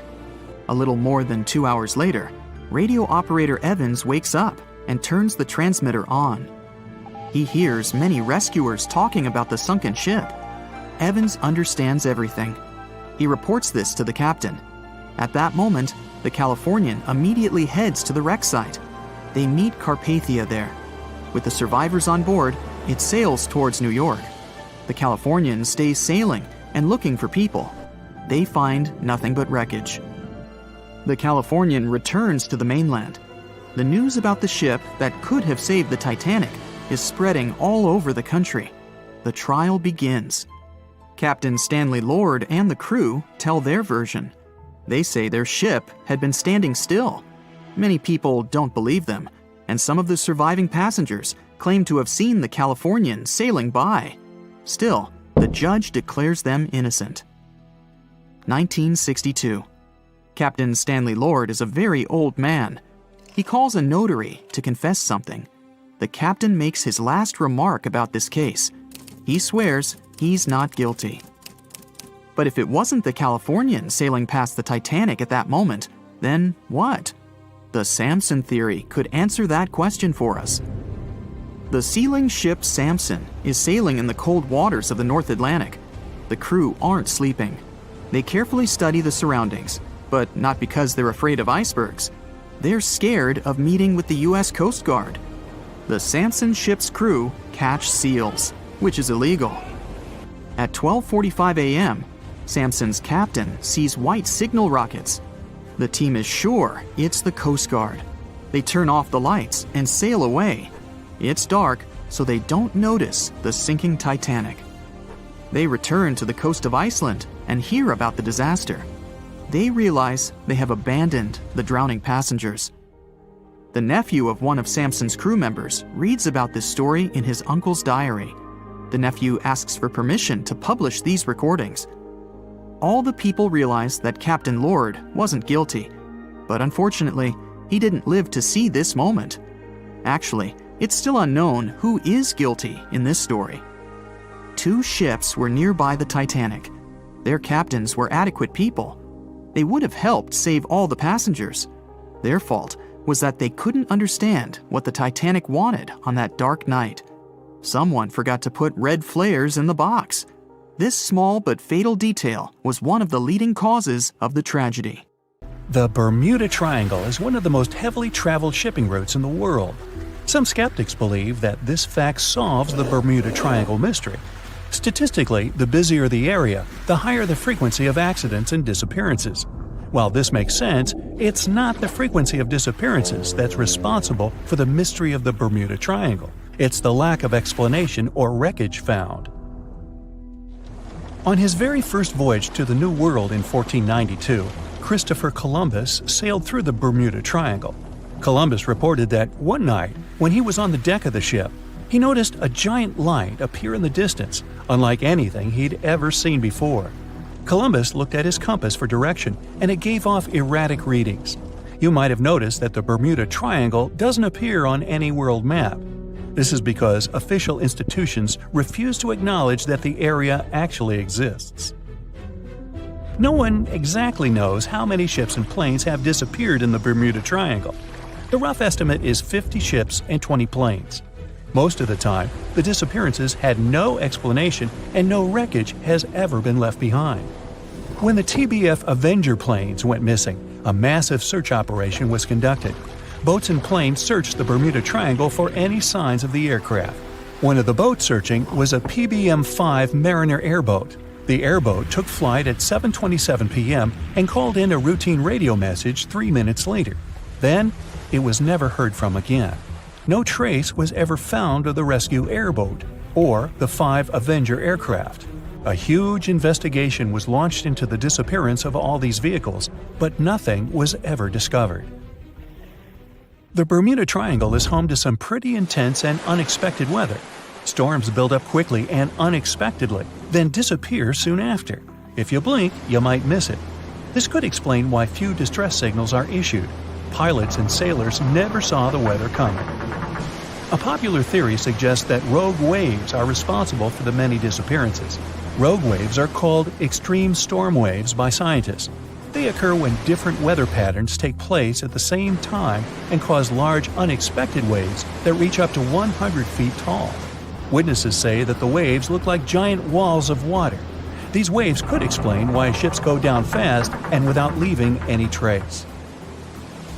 Just off the coast of Japan, you'll find the Bermuda Triangle of the Pacific Ocean. They call it the Devil's Triangle. Between 1950 and 1954, 9 ships disappeared in this area without leaving a trace. The ship Kaio Maroon 5 was sent to investigate these unexplained disappearances when it also vanished. After this incident, the Japanese authorities labeled the area as a danger zone, and sailors were encouraged to avoid it. Some people blame all disasters on the extraterrestrial paranormal activity. Others suppose it's all about raging natural phenomena. Some scientists believe the cause of anomalies is the environmental changes. Also, there's a really high concentration of methane hydrates on the bottom of the ocean in the Pacific Bermuda area.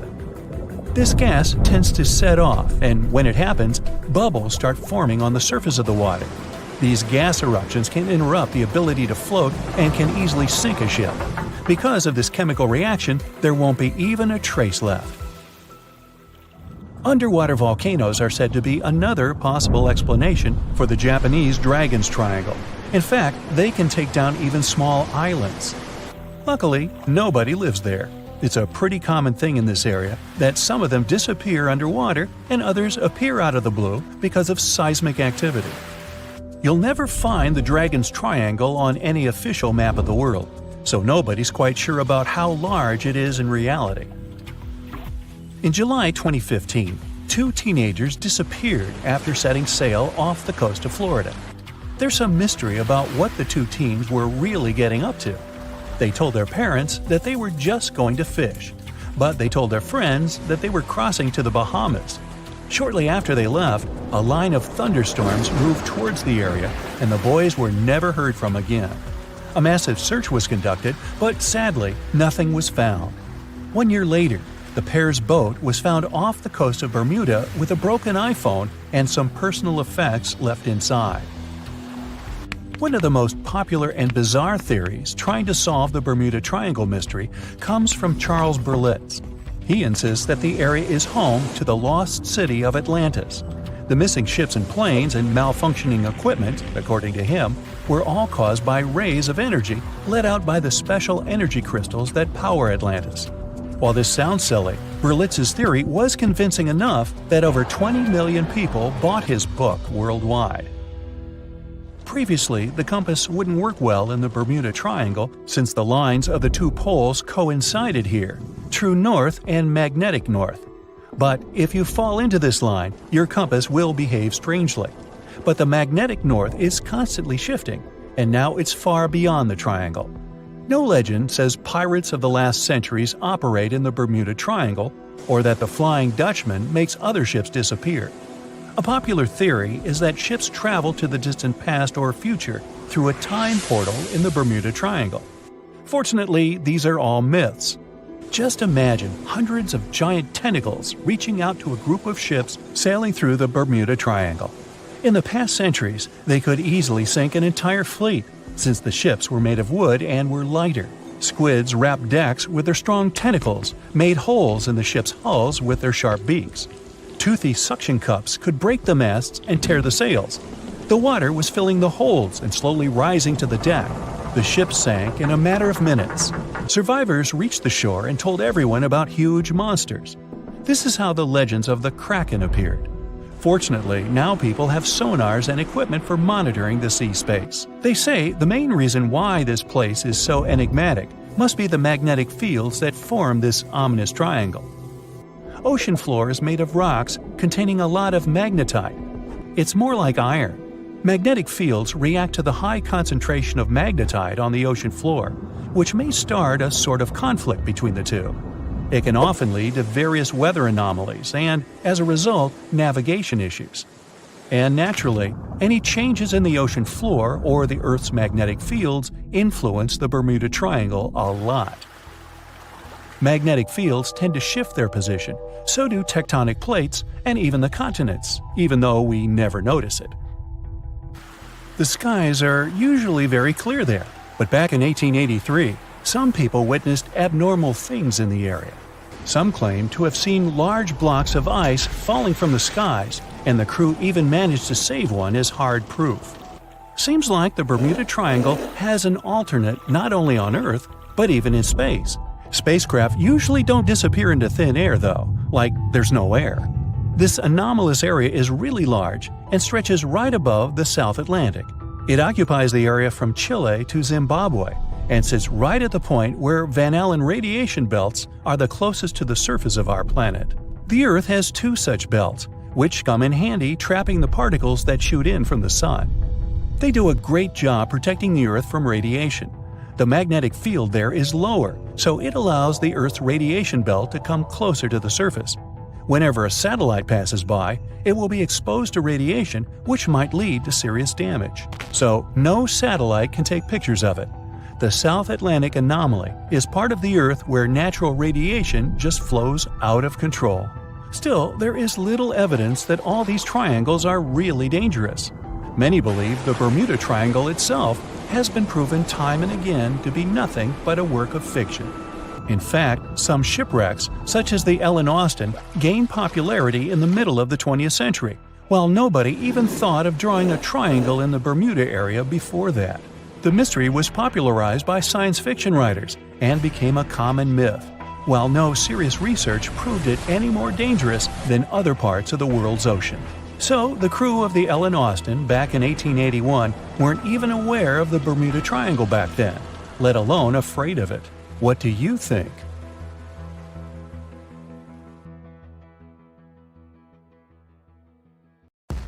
It's 2018. You get up early in the morning to go ashore and catch some fish. You come to the spot you were yesterday, throw the hook into the sea, and wait. The float is twitching. You've caught some fish, but hey, hello? Why aren't you doing anything? Right now, you don't care about the fish. You're looking at something in the distance. You open your mouth in surprise since you see a huge ship stuck on a shoal. It wasn't here yesterday, so it got here at night. Okay, it'll probably sail away sooner or later. You fish for a few more hours. During this time, you observe the ship and notice no movement there. Is it empty? Boats and the Coastal Service are sailing from the shore to the vessel. You decide to check it out too. You get in your old boat and go there. The mist descends to the water, making the ship look creepy. The colossal vessel is rusty and empty. But where is the whole crew? And how did it get there? The Coast Guard comes on board. They search the hold, the cabins, and the upper deck. There's someone's stuff, some remnants of food supplies, notebooks, and clothes. Everything suggests the crew has disappeared for some reason. Fishers who noticed the vessel first didn't see anyone coming down from the board. No radio signals were sent to the port, and no one reported about the ship. It appeared here from nowhere. The only chance to get any information is to look at the number and name of the vessel. This is Sam Ratulangi, PB 1600. The Coast Guard checks the information, studies the data of all the country ships, and no way. One company built the boat in 2001 in Indonesia. People used it to transport heavy loads across the seas around Asia. The ship had been properly operating for 8 years. People were delivering industrial goods to different points in the region, but something went wrong. In 2009, Sam Ratulangi was sailing near the coast of Taiwan, and that's it. There were no further records about it. There were no reports in any port. Everyone thought it must have drowned, so no one had been looking for it for years. And then, 9 years later, it appears here, big and rusty, off the coast of Myanmar, without sailors, without fuel. An investigation starts. City services are trying to find out the names of all the sailors working on the ship and find clues that would lead to solving this mystery. They also hope the ship owner will appear soon. They find 2 tow ropes on board. This means that some other ship towed Sam Ratulangi to this place. Then they identify and find 13 crew members. These people say they wanted to reach the factory in Bangladesh to repair Sam Ratulangi. Another vessel helped tow the ship, but then 2 cables tore off, and a storm began. No one wanted to stay on board during such weather, so the crew members left it. No one knows what the ship has been doing for the last 9 years, and how it was possible without people on board. And here's another, much more mysterious ship story. On February 16, 2020, locals found a large cargo ship stuck on a rocky shore off the coast of an Irish village. The boat looked rusty, with holes in the hull and rotten parts. People hadn't seen this vessel the day before, so it appeared there at night. The last time people saw the Alta cargo ship was a few months earlier, thousands of miles off the coast of Ireland. That day, the Alta was sailing in the waters of the Atlantic Ocean. Another ship, the MS Protector, noticed it. MS Protector crew members tried to contact the ship, but received no response.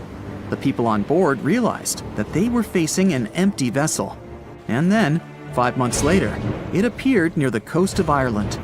There are more questions than answers in this story, but we managed to find something out. In 2015, the Alta appeared and disappeared from the radar several times.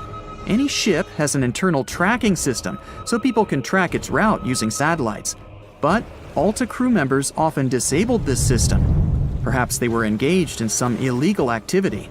Anyway, in 2017, the ship often sailed between the ports of Greek islands. Then, the tracking signal disappeared and appeared only 10 months later, off the coast of North Africa. During this time, the ship changed several flags. In September 2018, the Alta was southeast of Bermuda and headed for Haiti. Then, the crew started facing problems.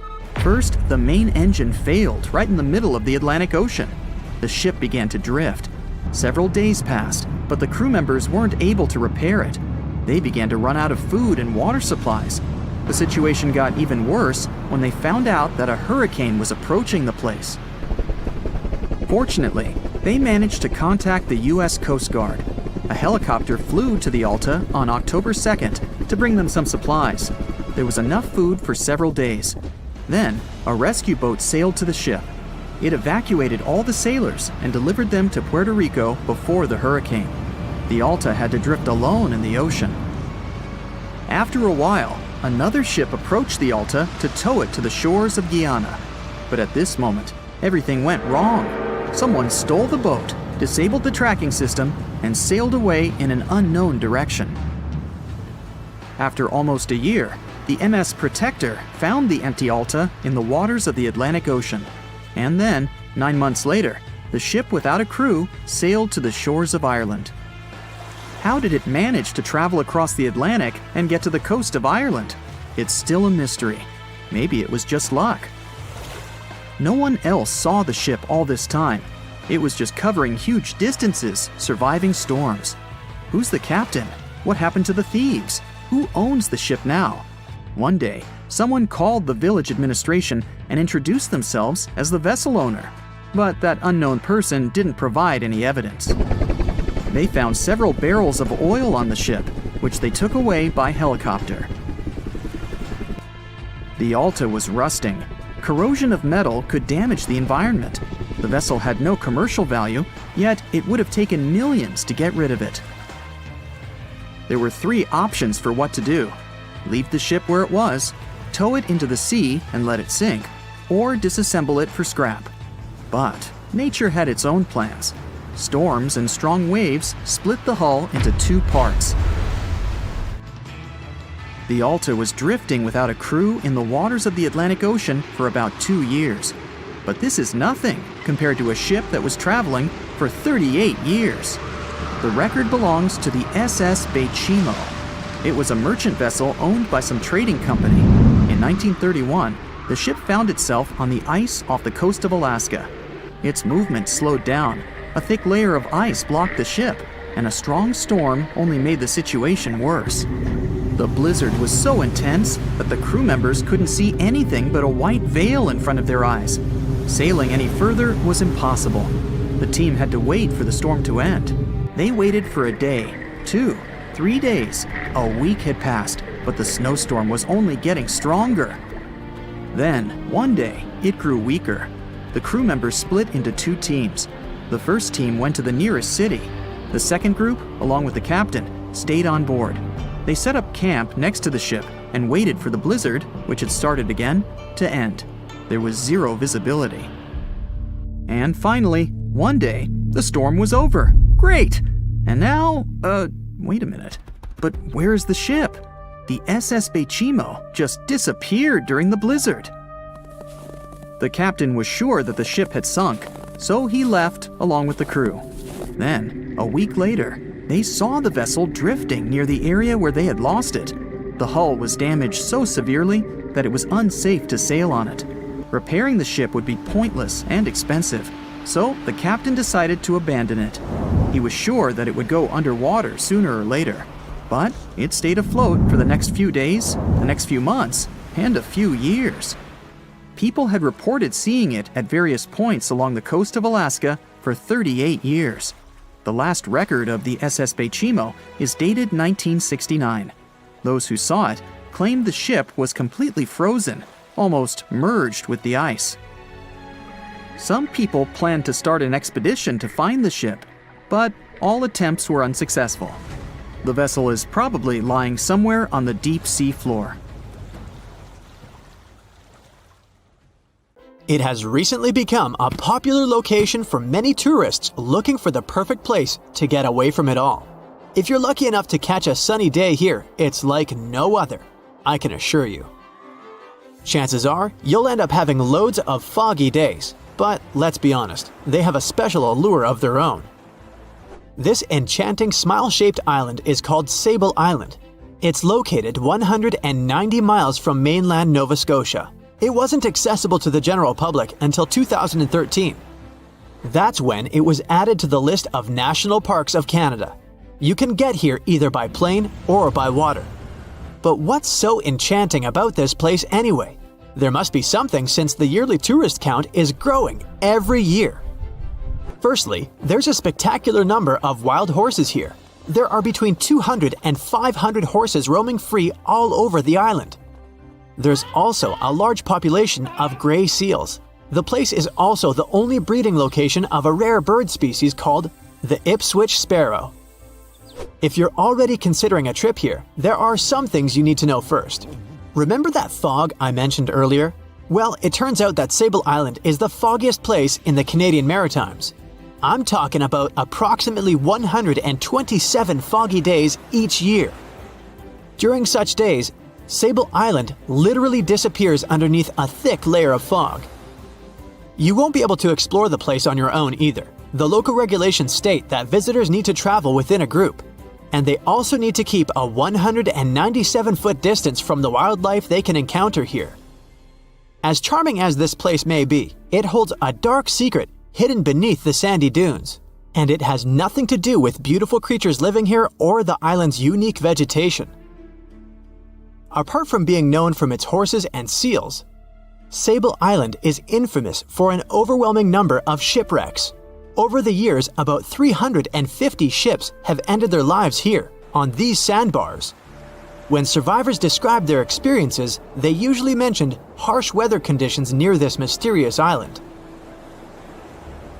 The island also made its way into literature when it was described in a book called The Perfect Storm, which was written by Sebastian Junger and published in 1997.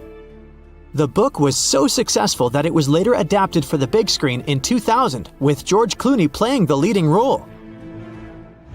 The first recorded shipwreck near Sable Island dates back to 1583. The boat was named the HMS Delight and was under the command of British adventurer and explorer Sir Humphrey Gilbert. Only 17 people managed to survive the catastrophe by escaping in a small boat. Records mention that they spent 7 days at sea before reaching the shores of Newfoundland. In 1884, another vessel named the Nicosia struggled in the thick fog as well. The ship was completely destroyed, but fortunately, all 18 crew members managed to survive. The captain's son was almost lost at sea when a lifeboat capsized when he was climbing into it. He somehow managed to stay underneath the lifeboat, which was completely submerged. When this lifeboat righted, he eventually emerged from the water and was rescued for the second time. The years between 1947 and 1999 were relatively quiet on the island. In 1999, though, a yacht called the Merrimack ran aground near the shore of the island at about 2 a.m. on July 27th. The 40-foot fiberglass boat had a crew of only 3 people. Natural gas exploration workers, who were luckily not far away, rescued them. The crew managed to fly safely to Halifax the next day. The owner of the Merrimack tried to recover his boat by hiring local fishermen. Unfortunately, this operation was unsuccessful, since only the fittings of the yacht were eventually saved. It took no more than 6 weeks for the sand and waves to crush and completely break up the hull of the Merrimack. So what is it about this place that's so dangerous for boats? Does it have anything to do with the weather? Or maybe there's other forces at play? The explanation turns out to be a bit more complex, and it wasn't easy to figure out, at least not way back in the 1500s. First of all, the island is located close to one of the world's richest fishing grounds. Since it's also near one of the major shipping routes between Europe and North America, hundreds of vessels sail past it each year. The likelihood of shipwreck increases when there are so many boats roaming around the area. Sable Island is also in the way of most of the storms that move up the Atlantic coast of North America. It's no surprise that boats often get hurtled straight onto the shores of this island. The weather has a lot to do with it too. During the summer season, the warm air from the Gulf Stream creates a dense fog as it merges with the cool air by the Labrador Current that passes by the island. Other currents don't help the matter. Sable Island is next to the meeting point of three major ocean currents: the Gulf Stream, the Labrador Current, and the Belle Isle Current. Since the 1950s, radars and other modern navigation tools have been used on commercial vessels as well. Up until then, the sextant was the main instrument used to figure out a ship's location. It doesn't mean that sextants weren't accurate, but this instrument couldn't work properly without a clear view of the sun or stars, which means it didn't help much in dense fog, such as the one surrounding Sable Island, or when it was cloudy. Often during bad weather, the captain of a ship navigated, relying on their experiences and intuition based on the ship's speed and direction. That's why most of the survivors in shipwrecks near Sable Island said that the captain had simply miscalculated the ship's position, crashing into Sable Island by accident. This dusty, sandy land is as unfriendly to ships as it is to trees. There's reportedly a single tree on the whole island, and it looks a lot more like a bush. It's actually a pine tree. And since the famous island horses don't see it as much of a food source, it somehow managed to survive. Reports say that the tree was planted back in the 1950s. Local authorities were trying to grow a forest on the island to make it a bit more welcoming. They've planted tens of thousands of trees over the years, more than 69,000 evergreens, 600 fruit trees, and about 55 pounds of pine seeds, along with other plants which could survive the conditions on the island. But they were no match for the extreme weather and sandy soil. Out of all those plants, just one pine tree is still alive. Thanks to its resistance, it has even become a symbol of Sable Island. Interestingly, for around 40 years, the island also had just one inhabitant. Can you imagine that? One person living on a remote island for so many decades? It's the story of a woman called Zoe Lucas. She chose to surround herself with the only residents on the island: the horses, the gray seals, and the many species of birds. An esteemed naturalist, she mentioned in an interview she gave back in 2017 that she was used to living on the island and that she never got lonely. To survive here, she had to put together an essentials kit. It included a notebook to take notes and a pair of binoculars to study the wildlife. You can safely assume she wasn't scared of the intimidating surroundings, since she decided to eventually call this place home. At first, Zoe wanted to set up camp on one end of the island, near some abandoned buildings. But eventually, she settled in a wooden house near a bunch of sand dunes. A Canadian institution called the Meteorological Service of Canada put together the simple construction back in the 1940s. Parks Canada operates the building these days. Zoe's work included gathering as much data on the local horse population as possible. It could help scientists better understand how they managed to adapt to the unfriendly environment. She also helped gather the debris that made it to the shore to help track pollution levels. Among all the rubbish that she collected, there was a refrigerator and a crate full of fresh peppers.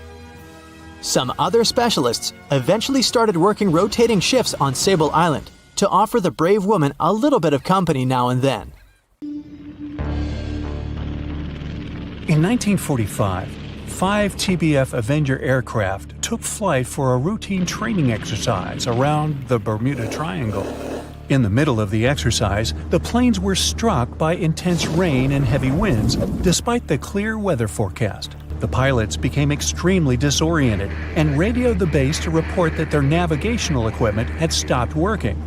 The last thing the base heard was, "When the first plane drops below 10 gallons, we'll all go down together," and then static. The 5 planes and their 14 crew members were never seen or heard from again. On his very first voyage to the New World in 1492, Christopher Columbus sailed through the Bermuda Triangle.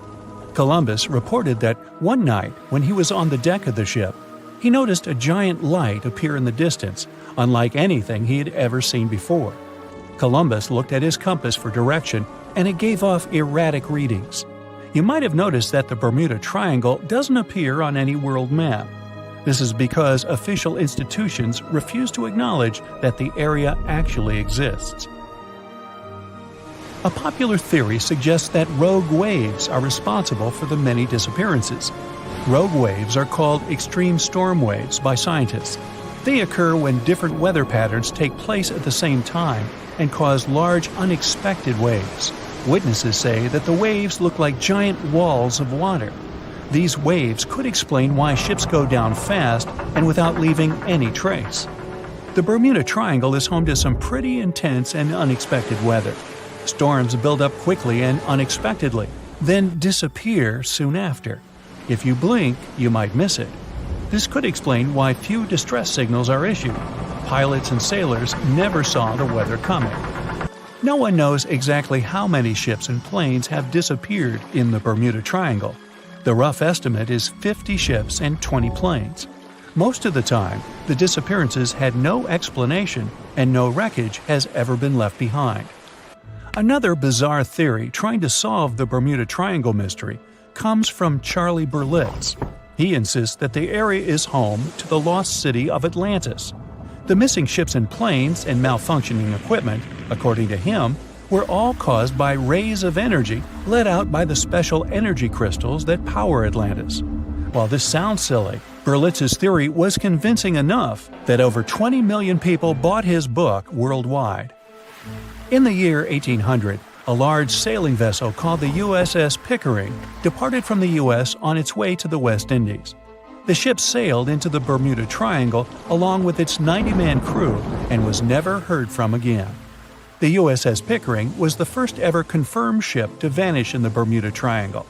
It's believed that the ship was taken out by a storm, but because no wreckage was ever found, we'll never know for sure. When the TBF Avenger planes went missing, a massive search operation was conducted. Boats and planes searched the Bermuda Triangle for any signs of the aircraft. One of the boats searching was a PBM-5 Mariner airboat. The airboat took flight at 7:27 p.m. and called in a routine radio message 3 minutes later. Then, it was never heard from again. No trace was ever found of the rescue airboat or the 5 Avenger aircraft. An enormous investigation was launched into the disappearance of all these vehicles, but nothing was ever discovered. This particular area of the ocean is one of the most heavily traveled shipping routes in the world. Some skeptics believe that this fact solves the mystery. Statistically, the busier the area, the higher the frequency of accidents and disappearances. While this makes sense, it's not the frequency of disappearances that's responsible for the mystery of the Bermuda Triangle. It's the lack of explanation or wreckage found. On the ocean floor, decomposing organisms let off large concentrations of methane gas that gets trapped under the water. This gas can build up until, boom, it ruptures. The gas surges up to the surface and erupts. If a ship was in the area of one of these ruptures, the water would become much less dense and cause the ship to sink rapidly and without warning. Scientists believe this could be the cause of the many disappearances in the Bermuda Triangle. While this theory makes a lot of sense, it doesn't seem too likely. The U.S. Geological Survey has stated that no large releases of gas are believed to have occurred in this area for the past 15,000 years. The ocean floor is made of rocks containing a lot of magnetite. It's more like iron.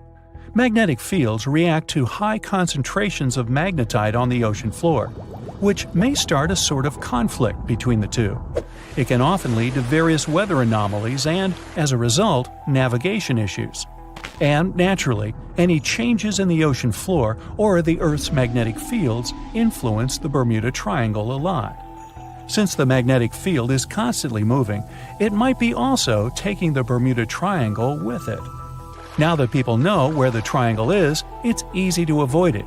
It supposedly moves eastward together with the magnetic poles, but scientists still can't answer where exactly it will be in a couple of years. Some people blame all the disasters on the extraterrestrial paranormal activity. Others suppose it's all about raging natural phenomena. There's another triangle in Lake Michigan. Just like the one near Bermuda, the Michigan Triangle got its shady reputation for some disappearances. The first recorded one dates back to 1679. A large vessel, one of the largest of that time, set out on an expedition. Yet once it got in the sinister triangle, it never came back. Much later, an aircraft disappeared in this triangle. The skies are usually very clear there, but back in 1883, some people witnessed abnormal things in the area. Some claim to have seen large blocks of ice falling from the skies, and the crew even managed to save one as hard proof.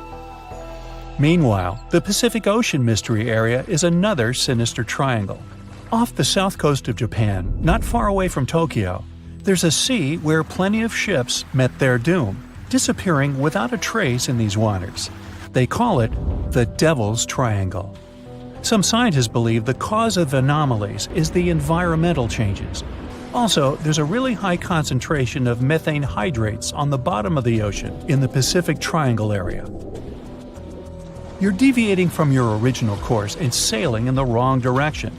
There's the Caribbean Sea near the triangle, peppered with small islands. The seafloor here isn't deep. The ship can get in shallow waters. And now the ship is stuck on a shoal, and you have no idea where you are. If this were the 21st century, the ship's captain would be able to reach the shore using GPS and other modern navigation. But the most interesting thing is that the compass would work correctly this time, since the magnetic North Pole hasn't already coincided with the true one for a long time in the territory of the Bermuda Triangle. The agonic line is somewhere far away from here. There are no problems with navigation now, but for some reason, this is where ships disappear. In fact, not just here. Throughout the Atlantic Ocean, there are places where many more ships were gone. The Bermuda Triangle is not even in the top 10 of such places. One of the main reasons why many ships are lost here is that one of the most popular shipping routes in the Atlantic passes through the Bermuda Triangle. And the more ships in one place, the more shipwrecks. Simple probability. Then, it just starts getting weird. Other theories say that there's a space-time rift in this region. Ships and planes fall into this rift and end up in the past or the future. But for some reason, there's not a single proof of this myth. There's no reason to think that the rift is hidden somewhere here. The base of an extraterrestrial civilization is located in the Bermuda Triangle.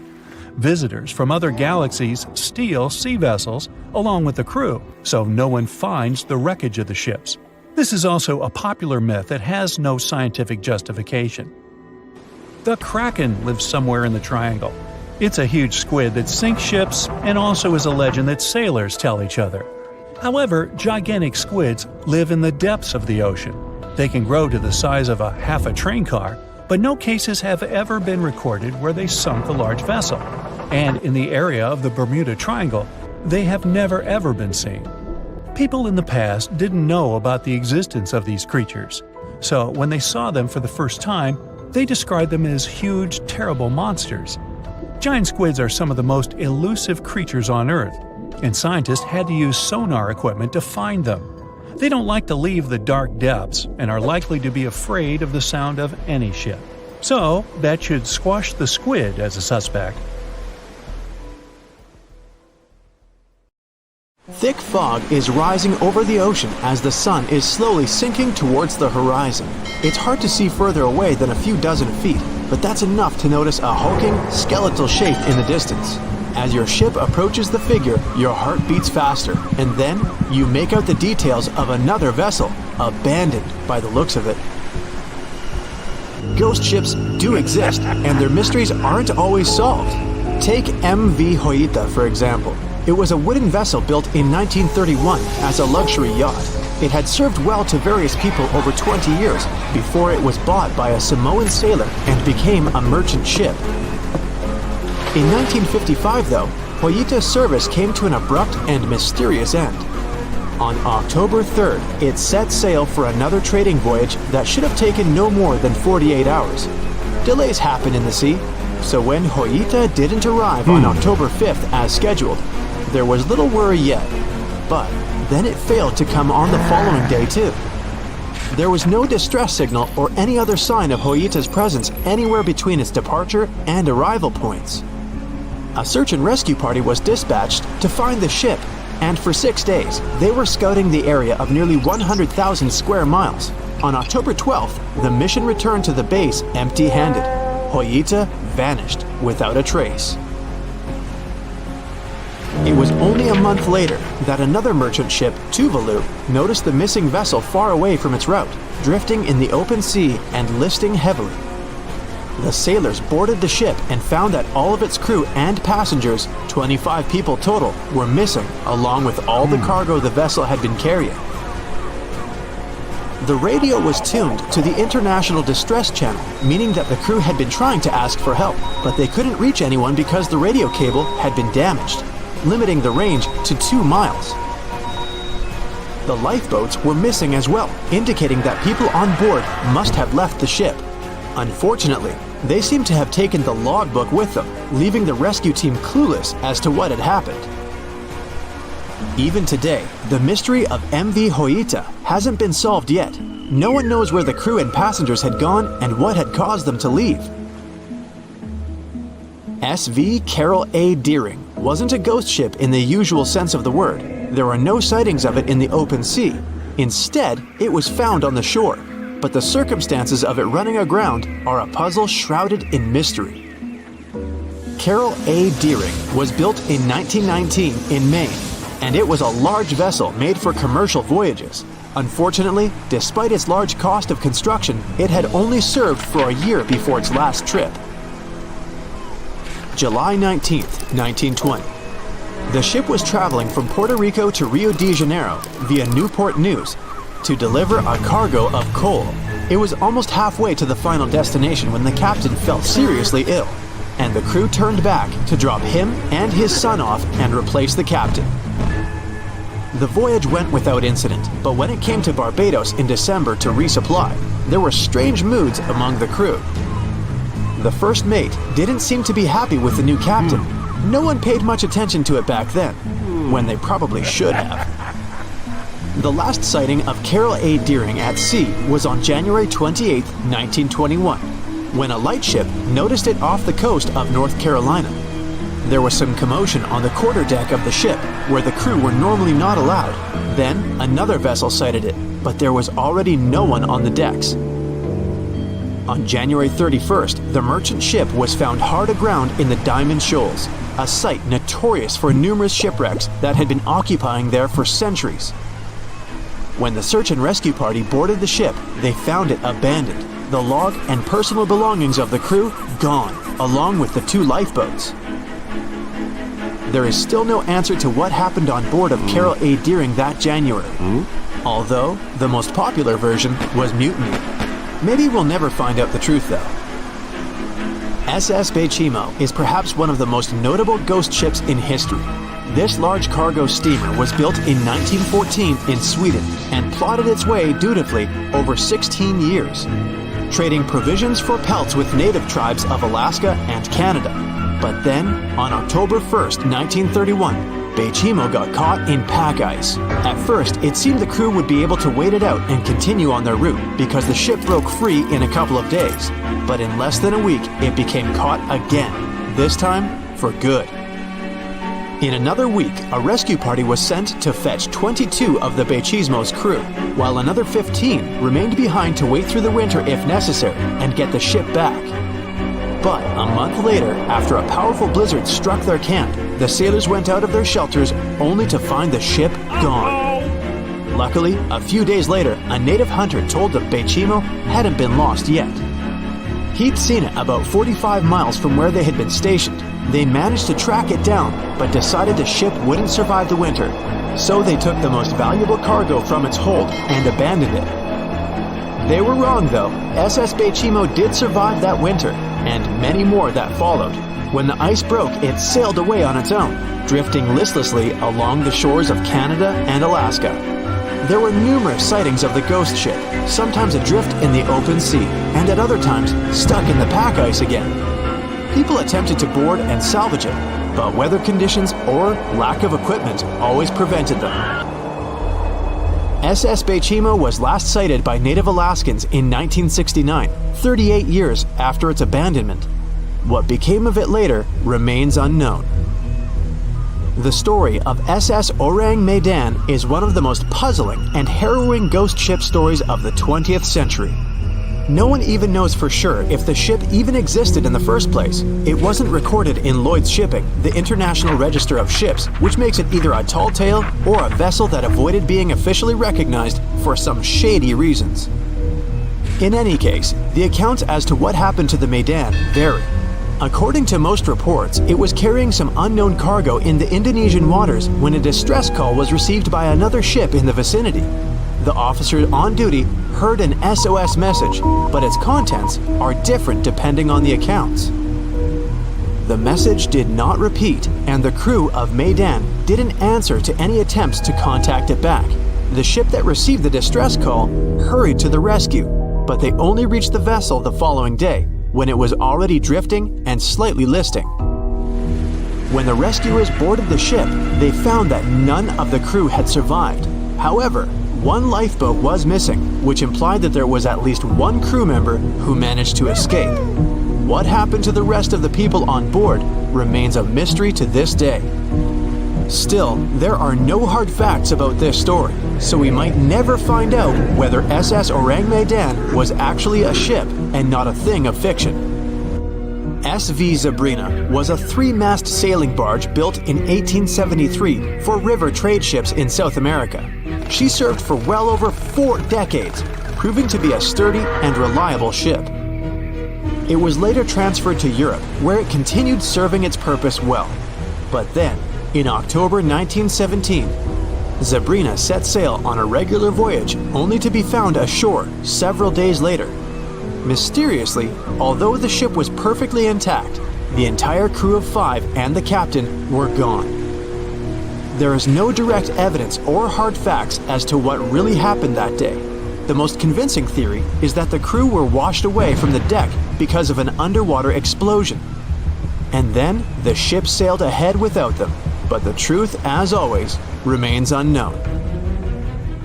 The year was 1854, and the SS Arctic, the fastest passenger liner of its time, set out to cross the Atlantic.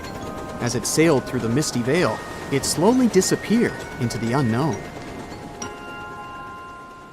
The Collins Line, an American shipping company, was started in 1818 and only began seriously trading in the transatlantic by 1835. Its steamships crossed the Atlantic from Liverpool to New York within just 10 days. Doesn't sound like a great speed today, I know, but back then, the same thing took other ships several weeks. Light on the water with their wooden hulls, powering through with a strong steam engine, those steamships were the favorite choice for many high-profile people. What could go wrong with such an advanced ship, they thought. This reminds me of some other ship everyone believed to be unsinkable. But anyway, back to the Collins Line. It grew to be a serious contender on transatlantic routes, with only one other competitor, the Cunard's Line.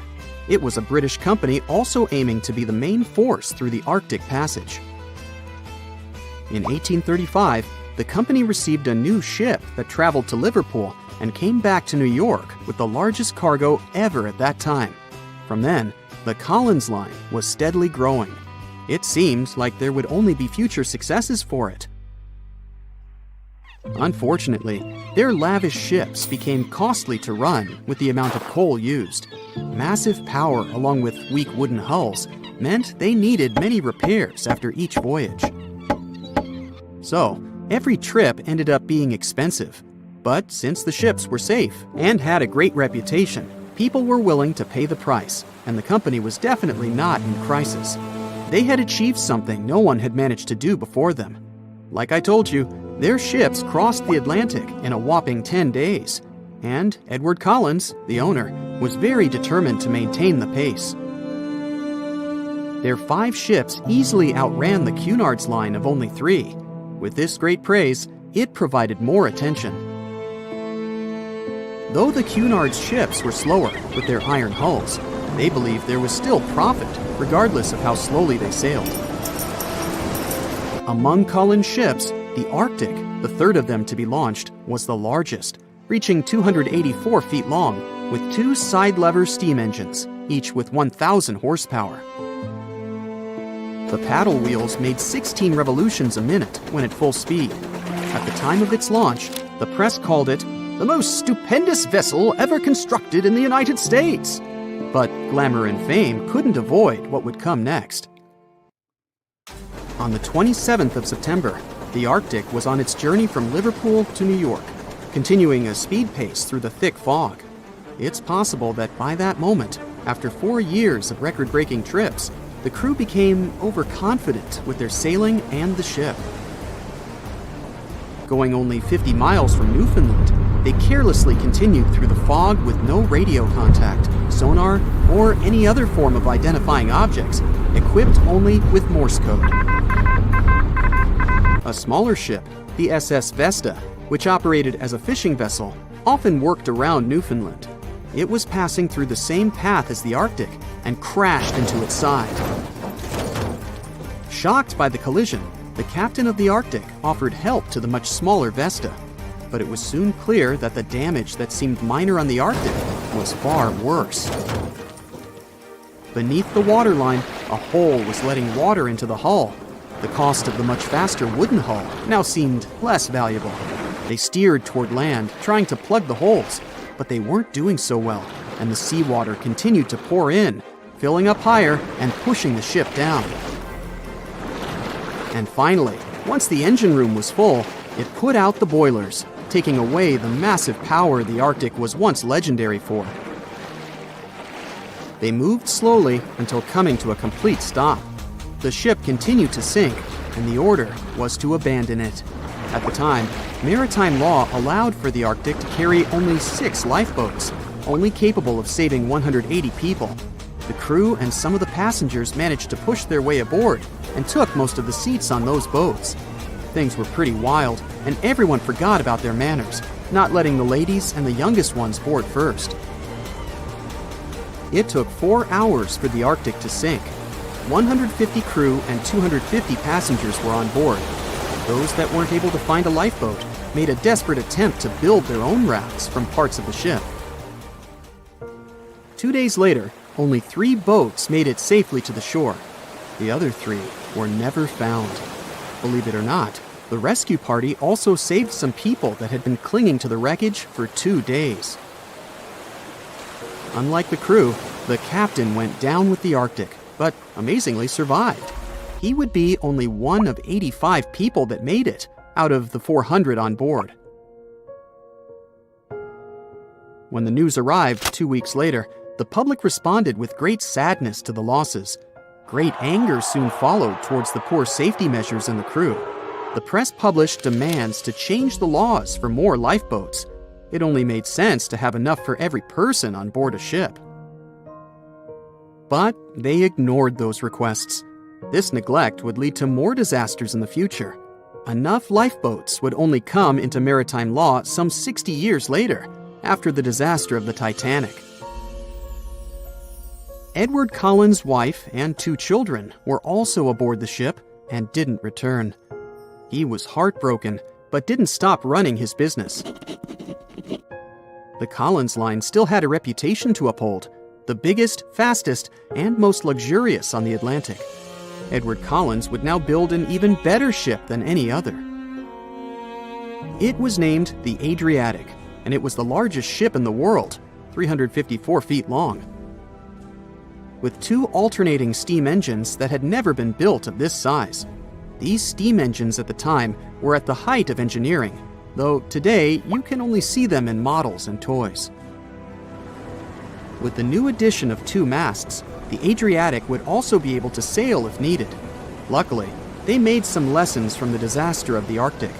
But before their new ship, the Adriatic, was built, another disaster had occurred. The sister ship of the Arctic had also sunk.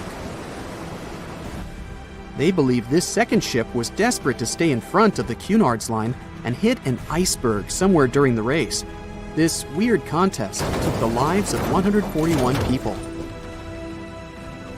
The desperation of Collins and his weakly built hulls pushed the company towards bankruptcy in 1858. The newly built Adriatic, costing over $1 million, had only made 1 voyage in the end. And even that voyage was considered a disaster. The ship collided with a tugboat. It still managed to finish its maiden voyage at a suitable time. After the company had gone bankrupt, they had to sell the ship for only $50,000. They removed the great giant engines, replacing them with only sails. Although it was once the greatest ship on the high seas, it was only 30 years later until it was abandoned, labeled irreparable, and anchored in a river. The other remaining ships were also sold and only used for parts. Edward Collins left the industry altogether, seeking work on dry land instead. As the Collins line was no longer in the mix, the Cunards would grow in strength. Without competition, they would win the Blue Riband for the next 30 years, and 180 years later, after producing hundreds of ships. They still have a constant presence on the seas as they provide transatlantic crossings, world voyages, and leisure cruises. To this day, the Cunard line is the only one to run ships between Europe and America, and it's great proof that it's not always the fastest that's the best. The sea, this unrelenting water beast, has been defying all attempts to tame it for centuries. Many ships driven by the wind have gone through the harshest parts of the world. Some have survived the struggle with the sea, and many have come off second best. It's the year 1834. A ship called the Pilgrim is setting a course to sail from California to Boston. The journey will venture around South America and then past Cape Horn of Chile. Richard signs up as a merchant seaman aboard the Pilgrim. This is his first voyage at sea. The crew tells Richard stories of the Drake Passage off Cape Horn, a route that's legendary for its dangers. Countless ships and sailors have disappeared in those waters. Since Cape Horn's discovery in 1526, it's quickly become known to all those that have sailed around it as the ultimate test of any mariner's skill and of any ship's strength. Those that have survived the journey call Cape Horn a sailor's nightmare. Jack the helmsman, a salty veteran, steers the ship towards this most dangerous of all routes. Jack has been aboard the Pilgrim since it was first commissioned in 1825. He's passed by the Horn many times, each time learning a different lesson from the tests provided by the sea. The Pilgrim has been refitted since its past voyage a year ago. Richard values Jack's experience, given that it's his first journey at sea. Jack assures Richard of his confidence in the Pilgrim, even though it's just a small wooden brig with 2 masts.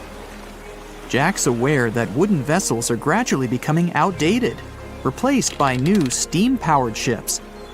But Jack prefers the maneuverability of the Pilgrim and would take it over the steel ships any day. Richard is excited to be aboard. There's so much to explore in life as a merchant seaman, but the guy struggles to acquire his sea legs on the boat. Forceful winds make the Pilgrim move faster, providing Richard with a quick introduction to life at sea. At the same time, nothing can prepare him for what is to be experienced at Cape Horn. It's the southernmost point of land before Antarctica. The gap between the icy continent and Cape Horn holds the infamous Drake Passage, approximately 700 miles between Cape Horn and the Antarctic Peninsula. Strong winds provide an uninterrupted, steadfast journey toward the Horn. But, as Jack tells Richard, the winds are more concentrated at the Drake Passage. They create a funneling effect, becoming stronger and more unpredictable. Richard is unsure of what this might mean for the Pilgrim, but understands that there's no easier route to travel around South America. A few days pass. The Pilgrim sails by the many islands that make up the western coast of Chile. Although the sea has been relatively calm, Richard continues to deal with his lack of sea legs. His movements are still not very graceful. The constant, ever-swaying deck rises and falls, and Richard finds it hard to get used to the motion. Random large waves hit the Pilgrim from every angle. The ship is quickly approaching Cape Horn. Richard looks towards great thunderous black clouds in the distance. "Welcome to the Horn," Jack says, half laughing. A wry smile upon his face soon disappears. The man gets serious, knowing what awaits them all. Stronger winds start blowing the sails, as the crew scrambles to hang onto the ropes. Richard desperately sets to adjust the aft sails, adjusting for the constant change in strong southerly winds. Jack holds firm at the helm, knowing the importance of his role. He's wary of the swell. It can build very quickly the further south they travel. It's crucial the Pilgrim doesn't venture too close to the Horn when they approach. The great darkness that was in the distance is now all around them, filling the sky in every direction. Blackened clouds throw rain and hail down at the crew as they try to resist the enraged weather. Jack is directed by the captain at the helm, changing the direction of the vessel. The temperature has dropped significantly. Barely keeping the water from his eyes, he turns toward the port side bow to provide his face a brief break from the torment of the wind. Looking out into the distance, the man sees the Horn standing alone, surrounded by mist. It's a haunting sight. He steers the Pilgrim along the face of the Horn, the distance getting shorter. The waves shrink in height since the depths become shallower, but these waves are much steeper and their angle can cause more damage to the wooden vessel. Jack's unsure how much of these waves the Pilgrim can take before the hull is breached. Richard, still posted at the aft sails, watches the water and icebergs floating by. He's unsure how large they actually are, since they're mostly hidden underwater. But he knows to alert Jack if any get too close. Just one iceberg hitting the Pilgrim will be all that the hull can withstand. Dutifully, he watches over the side and into the distance. Icebergs aren't the only thing to look out for. Rogue waves are common in these seas as well. The connecting Antarctic and Pacific Oceans, mixed with stormy weather, form waves together. This creates much larger rogue waves. Such waves have been known to reach up to 100 feet tall. They can destroy most vessels in their path. It'll surely be the end of the Pilgrim if it comes across a rogue wave.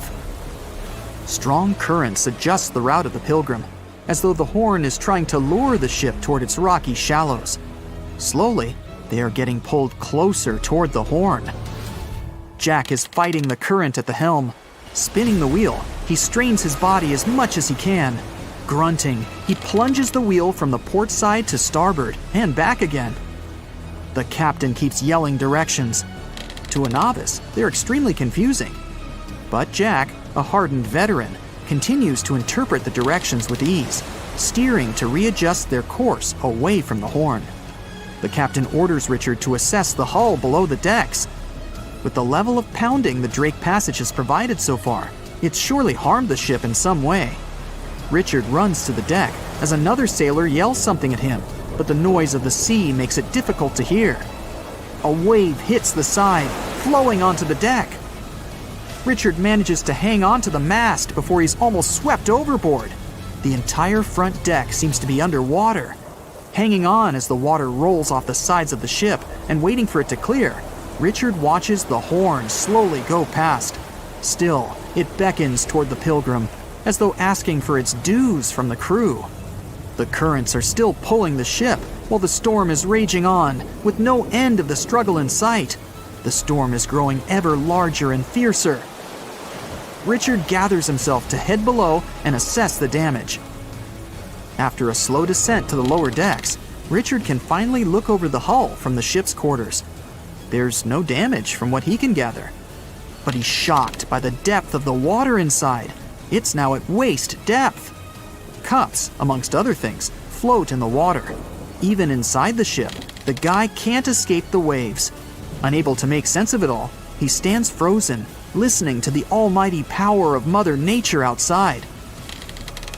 The sea roars even more wildly, waves constantly thudding against the hull.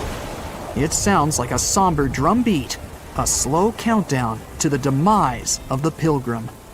Richard forces himself back to the terrors of the above decks, grasping onto the rails to carefully walk the slippery stairs.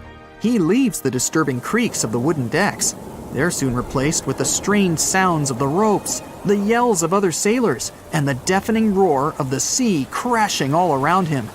Jack is at the helm, focused on his role, still fighting the wind and the waves, even with the addition of ice and frost. It seems that the world around him has set its heart to distract the man from his duty. but Jack pushes on determinedly. For 9 days, the Pilgrim fights the constant changes in stormy weather, facing all kinds of obstacles, but the ship manages to make it through.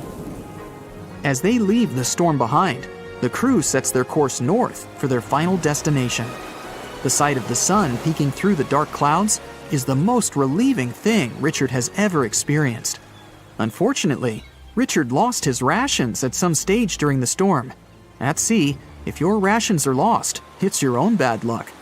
Luckily, Jack is kind enough to share some of his. The megalodon was the biggest shark to ever live. Not only that, it's one of the biggest fish and the largest predator in Earth's history.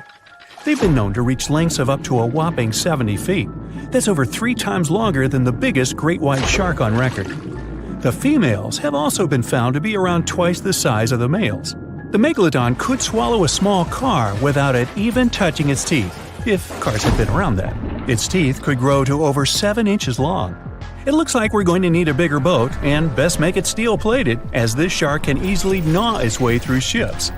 The underwater terror could bite a ship clean in half, with the highest bite force ever calculated for any animal, living or extinct. The force of its ferocious bite was up to 40,000 pounds. That's around 108,000 times the strength of a human's and 10 times the force of a modern crocodile's bite.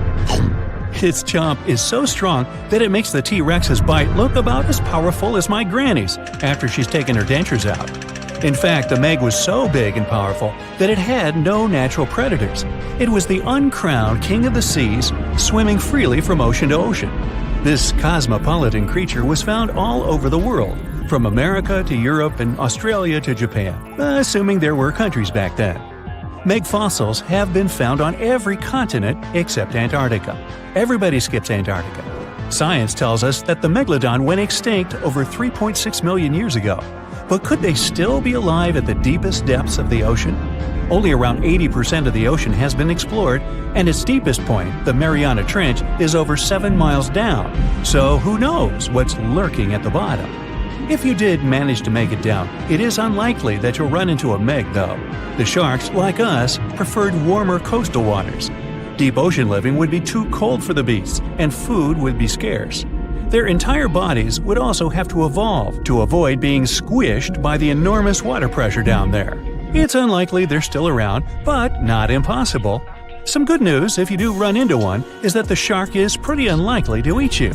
You are way too small a meal for the megalodon, even if you have a couple of friends with you. This guy eats whales that are over 50 feet long. If you're having a beach party, though, it's a different story.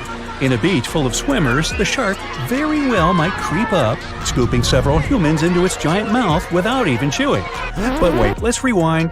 How does the shark take down a 50-foot whale? It first bites off its fins, making the whale unable to swim away. It then casually munches it down piece by piece. Because of their size, sharks had to consume over a ton of food every single day just to sustain themselves, like me. All that food made the megalodon extremely heavy. They range from anywhere between 50 to over 100 tons. For context, that's around the same as 7 to 16 adult male African elephants. To fit all this food in, their jaws had to open pretty wide. A megalodon's jaw could span 9 by 11 feet wide. That's easily big enough to swallow 2 adult humans side by side.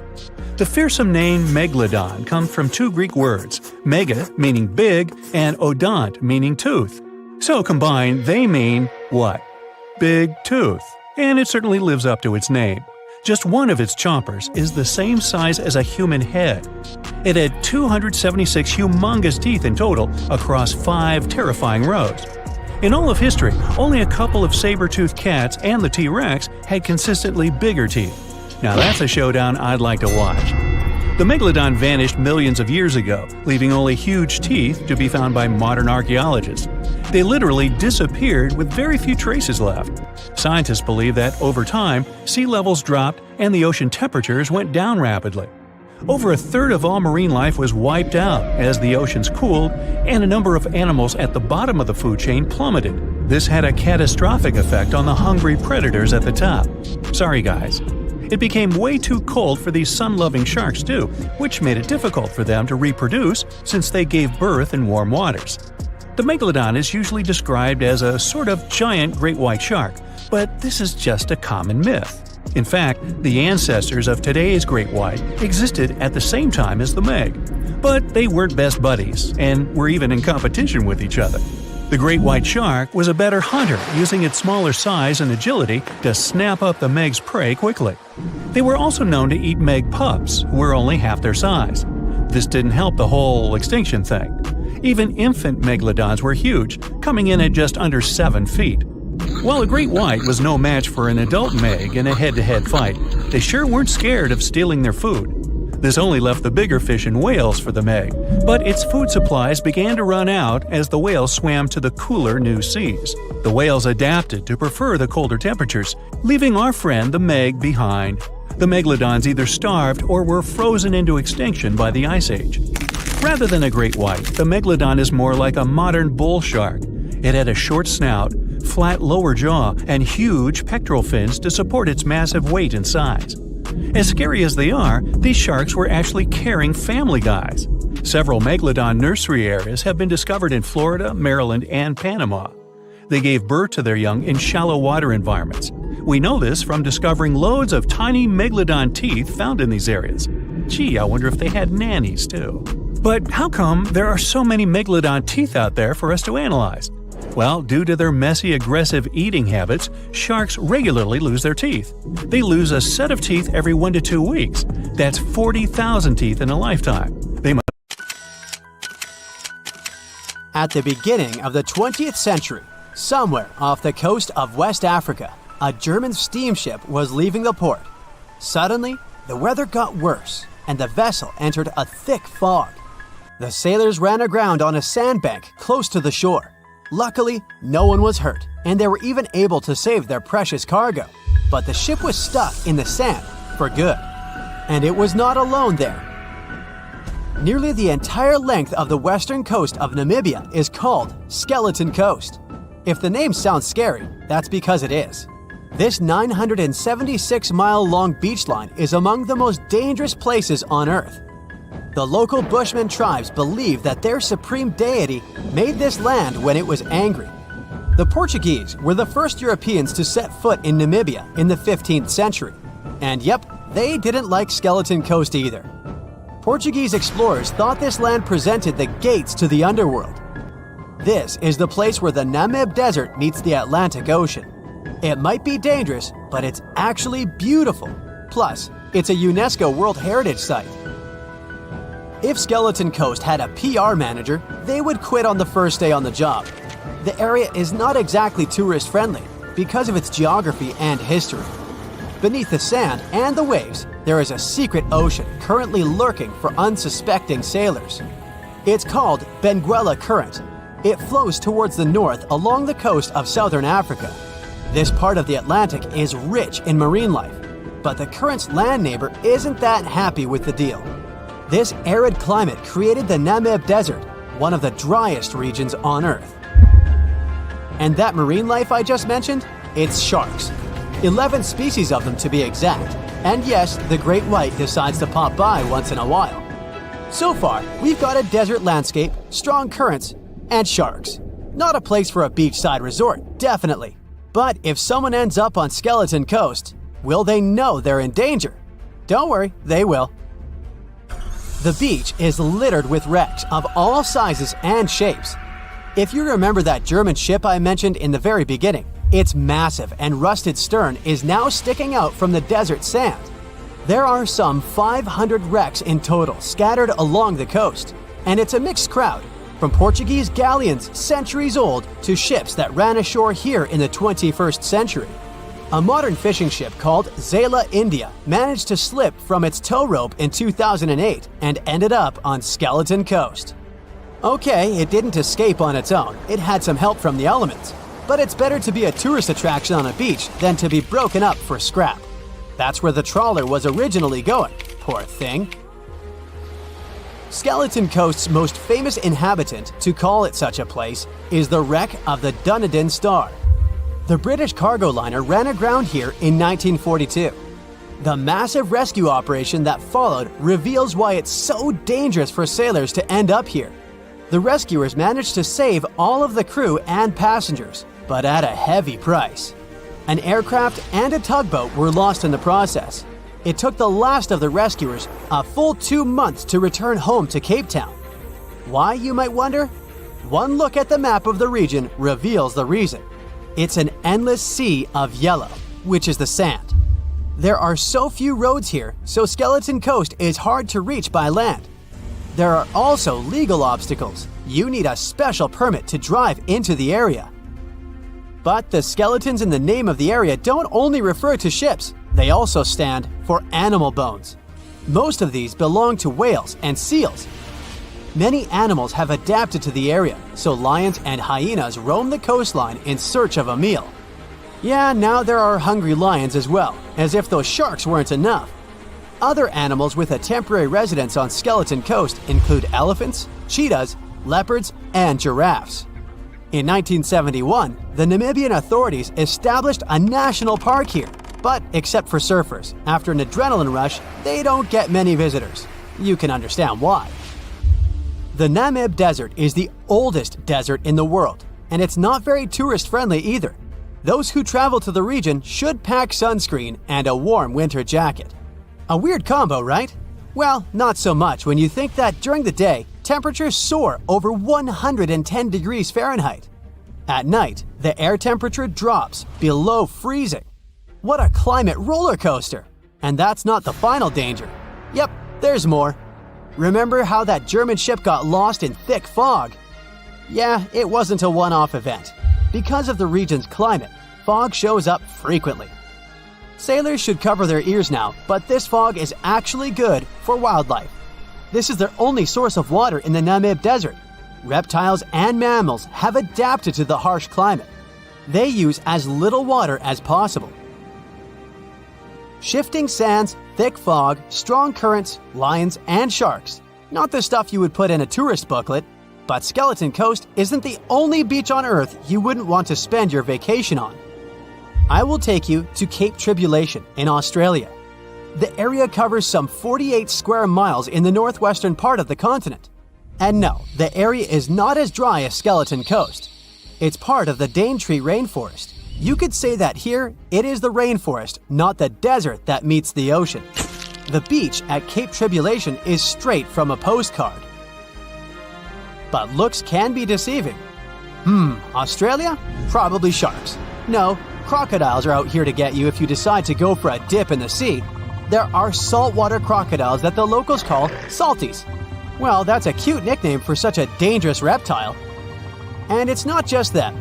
The wildlife seems to have a beef with visitors. From October to June, the waters around Cape Tribulation are full of box jellyfish. Their venom affects the human cardiovascular system. When touched by a jellyfish out at sea, swimmers won't have enough time to reach land for help. Vinegar helps neutralize the sting, so you might want to keep a spare bottle in your luggage. Crocodiles and jellyfish sound dangerous, but there's one more animal you should look after. It's the wild boar. It might sound funny, but you won't laugh when you're being chased by one of these across the beach. 21 million wild boars live in Australia. They're mostly active at night, making it even more dangerous if they charge at you. The best defense is running in circles. Wild boars can't cut corners well. That's probably why we don't see many of them taking up careers as race drivers. Cape Tribulation has one last danger installed for you, and it's not an animal. Out here, even the trees are plotting against visitors. The stinging tree got its name for a reason. If you try to pick one of its beautiful red berries, it'll fight back. Its prickles are like tiny glass shards. The less than pleasant effect on your skin will last for a month. Then there is this wait a while bush. Who keeps naming them like this? This long vine has spikes that grab hold and just don't let go. They are so strong, they can pull a human off a horse. You'll have to wait for someone to come by and save you from this thorny grabber. If you are about to cross this Australian beach from the vacation list, hold on for a second. Tourism is booming here. The local authorities have restricted access to all of the danger zones. Visitors go swimming in dreamy water holes that are surrounded by lush vegetation. There are even ropes to swing from. Now, that's a beach you can finally relax on. There's a ship drifting somewhere in the ocean without a crew. The last time someone saw it was over 50 years ago. Its story reminds of that of the Flying Dutchman, a ship that's bound to sail forever and bring disaster to whoever sees it at sea. At least the legend says so. Unlike the Flying Dutchman, the SS Bay Chimo was definitely real and built for a German company in Hamburg and began as an ordinary cargo ship. It was trading supplies between Hamburg and Sweden in the Baltic Sea starting from 1914. It had a strong steam engine and a hull made of steel. A few years later, it became British property. Then, in the 1920s, a Canadian company purchased it for around $18,000, a huge amount of money back then. The new owner, the Hudson's Bay Company, was actively using the ship for several years. They would often send it on voyages from its home port in Scotland to Siberia, Alaska, the Yukon, and the Northwest Territories. It also passed through the Panama Canal and even the Suez Canal, with fur pelts for sale on board. Sometimes it would also transport passengers. It had completed 9 successful voyages before this strip of good luck came to an end. Starting from the 1930s, SS Bay Chimo would have trouble with ice and storms. When it first got trapped in ice in October of 1931, some of the crew managed to escape to Alaska. 15 of 22 sailors decided to stay with their vessel and try to save it. They had furs and other valuable cargo worth around